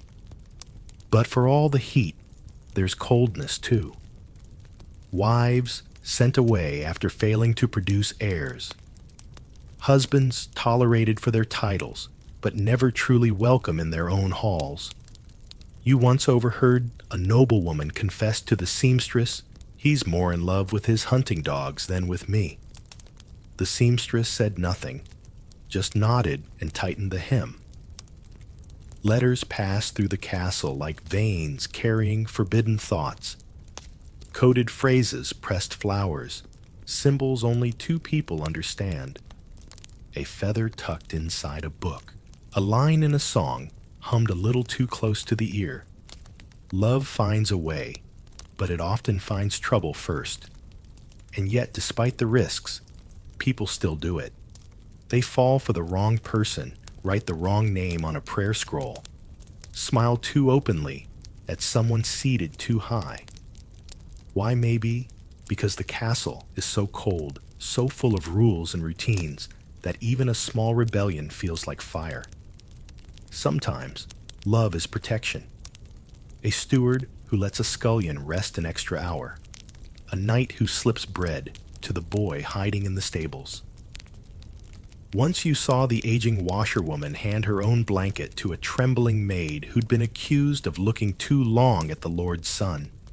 No one reported her. Even the guards looked away. And then there's longing. The kind that doesn't act, only aches. You felt it yourself watching someone cross the courtyard, lantern in hand, unaware of your gaze. It's foolish.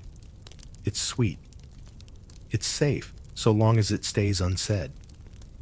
But in castles, even silence has consequences. You pass a tapestry hanging just slightly askew. Behind it, a narrow passage rarely used, once meant for servants or secret escapes. You've walked it before. It twists through walls like a whispered confession, letting 2 points meet without ever being seen. You wonder how many hearts were broken or mended between these stones. In one chamber, far at the back of the castle, an old love letter lies beneath a loose floor tile. No one reads it now. No one even remembers who wrote it. But the ink has faded in that way.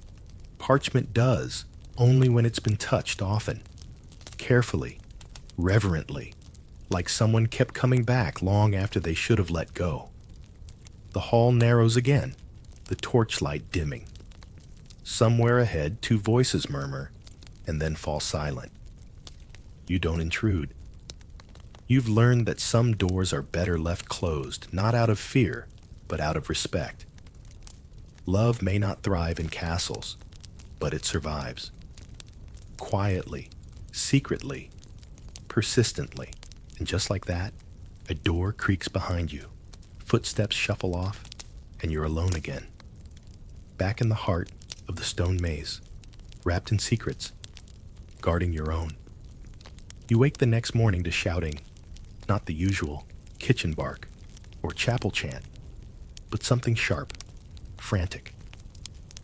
You pull on your tunic with half-frozen fingers and follow the noise, already suspecting what it is. And you're right. Out in the courtyard, guards are scrambling, chickens are fleeing for their lives, and the Lord's seneschal is pacing in tight, angry circles. A banner flaps wildly above the battlements. That's not just wind, it's warning. There's talk of raiders or rebels or something worse. No one's quite sure yet. But when the gatehouse locks down and the drawbridge groans back into place, the castle becomes something else entirely. No longer a place of rank and ritual. It becomes a sealed lung, one breath in. Now hold. Siege isn't glamorous. In songs, it's all brave, stands, and flaming arrows. In truth, it's damp wool, dwindling food, and the smell of 40 unbathed people sharing too few chamber pots. You pass the lower hall and see barrels being rolled into place, grain salted meat, the last of the apples, which already look like they've given up. The servants have their orders. Ration water. Bolt the shutters. Light fires at night only if needed. You're handed a bucket and told to carry snow inside in case the well is blocked. You don't ask questions. You've seen what happens to people who ask questions during a siege. They're either told to shut up or told to go outside and find out for themselves. Tension spreads faster than the cold. The nobles are still trying to act dignified, wearing their brooches and hosting midday prayers, but their faces betray them.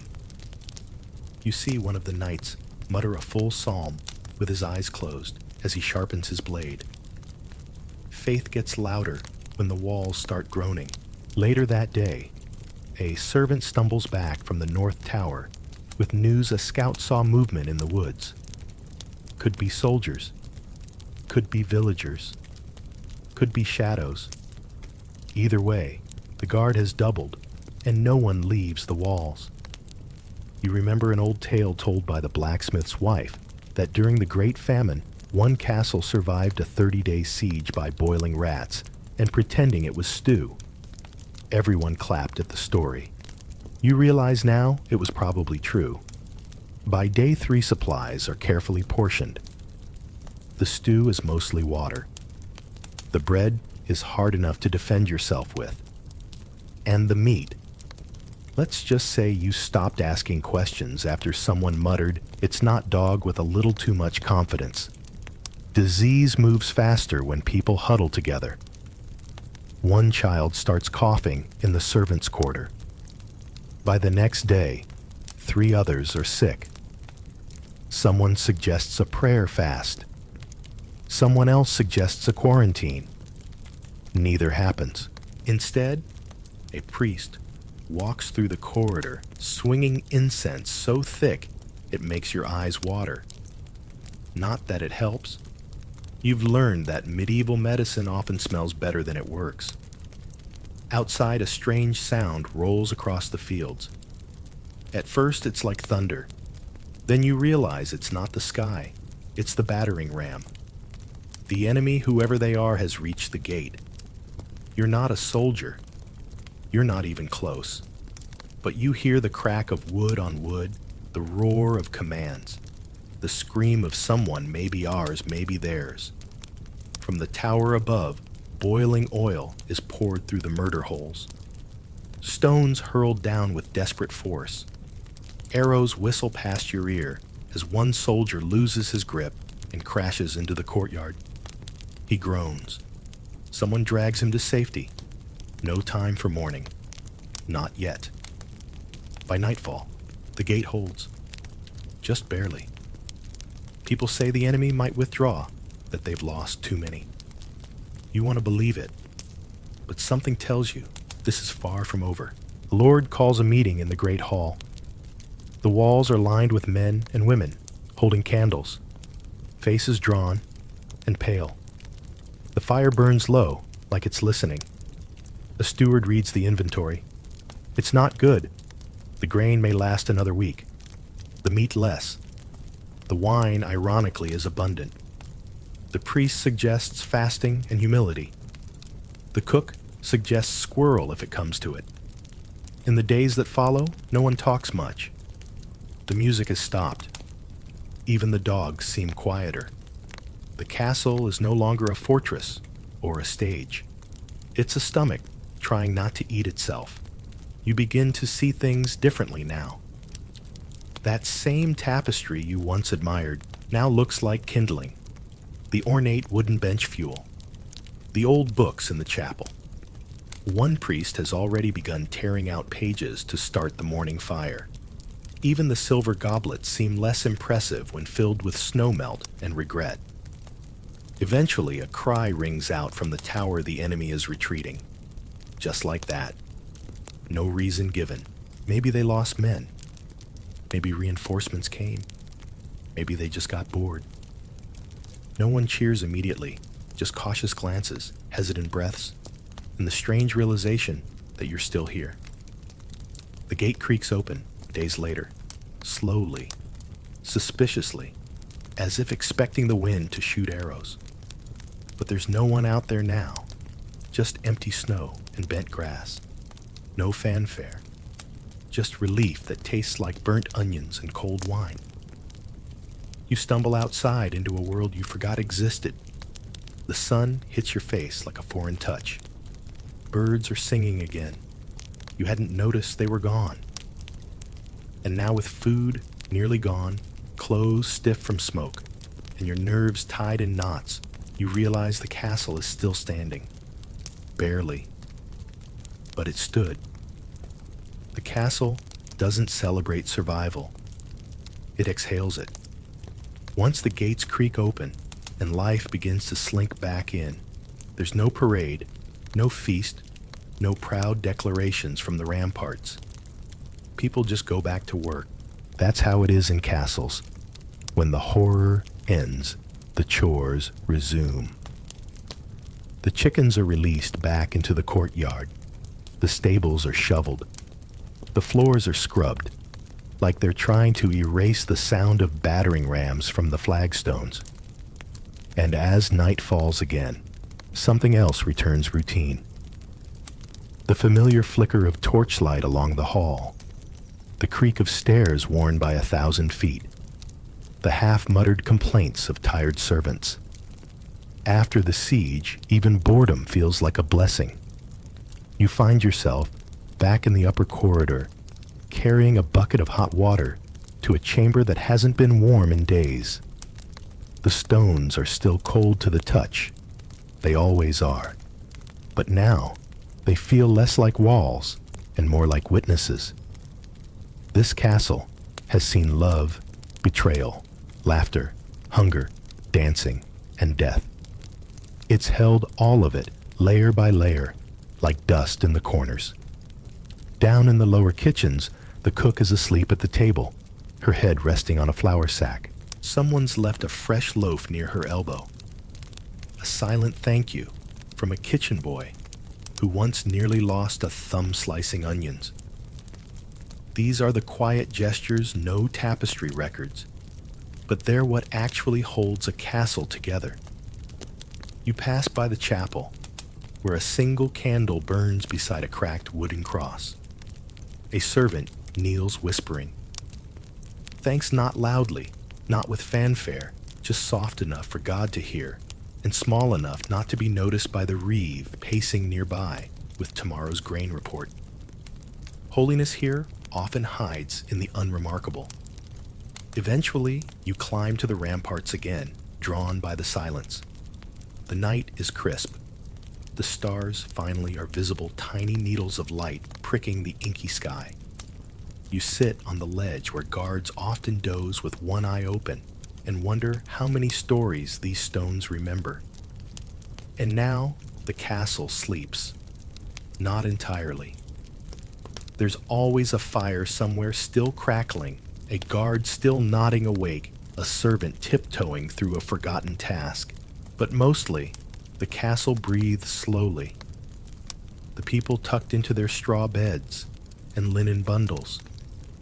The rats scurrying through the kitchens, bold again. The moonlight pooling on the flagstones like spilled milk.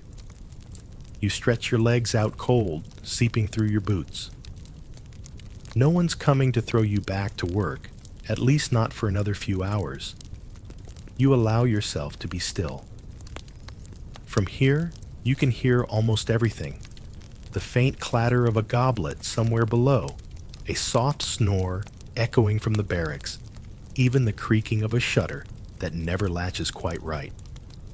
But all of it blends into a lullaby of stone and shadow. It's funny how a place can be so alive and so still at the same time. You think of everyone sleeping beneath you, the noblewoman dreaming in silk sheets, the cook curled in the corner of the pantry, the knight with his sword under his pillow, the washermaid huddled beneath a worn woolen blanket. All of them protected, however loosely, by the same four walls. All of them hoping for one more day of peace, one more day, where the worst thing that happens is a burnt stew, or a slipped tunic lace. Even the ghosts seem calmer tonight. Yes, ghosts. Every castle has them, whether you believe or not. Some say they're just stories told to keep children from wandering into forbidden halls. Others say they're memories echoing through time like voices in stone. You've never seen one, but sometimes when the wind shifts and the firelight flickers just right, you'd swear someone else is walking beside you. You rise, finally, bone-stiff breath, misting in the cold. Time to head back down.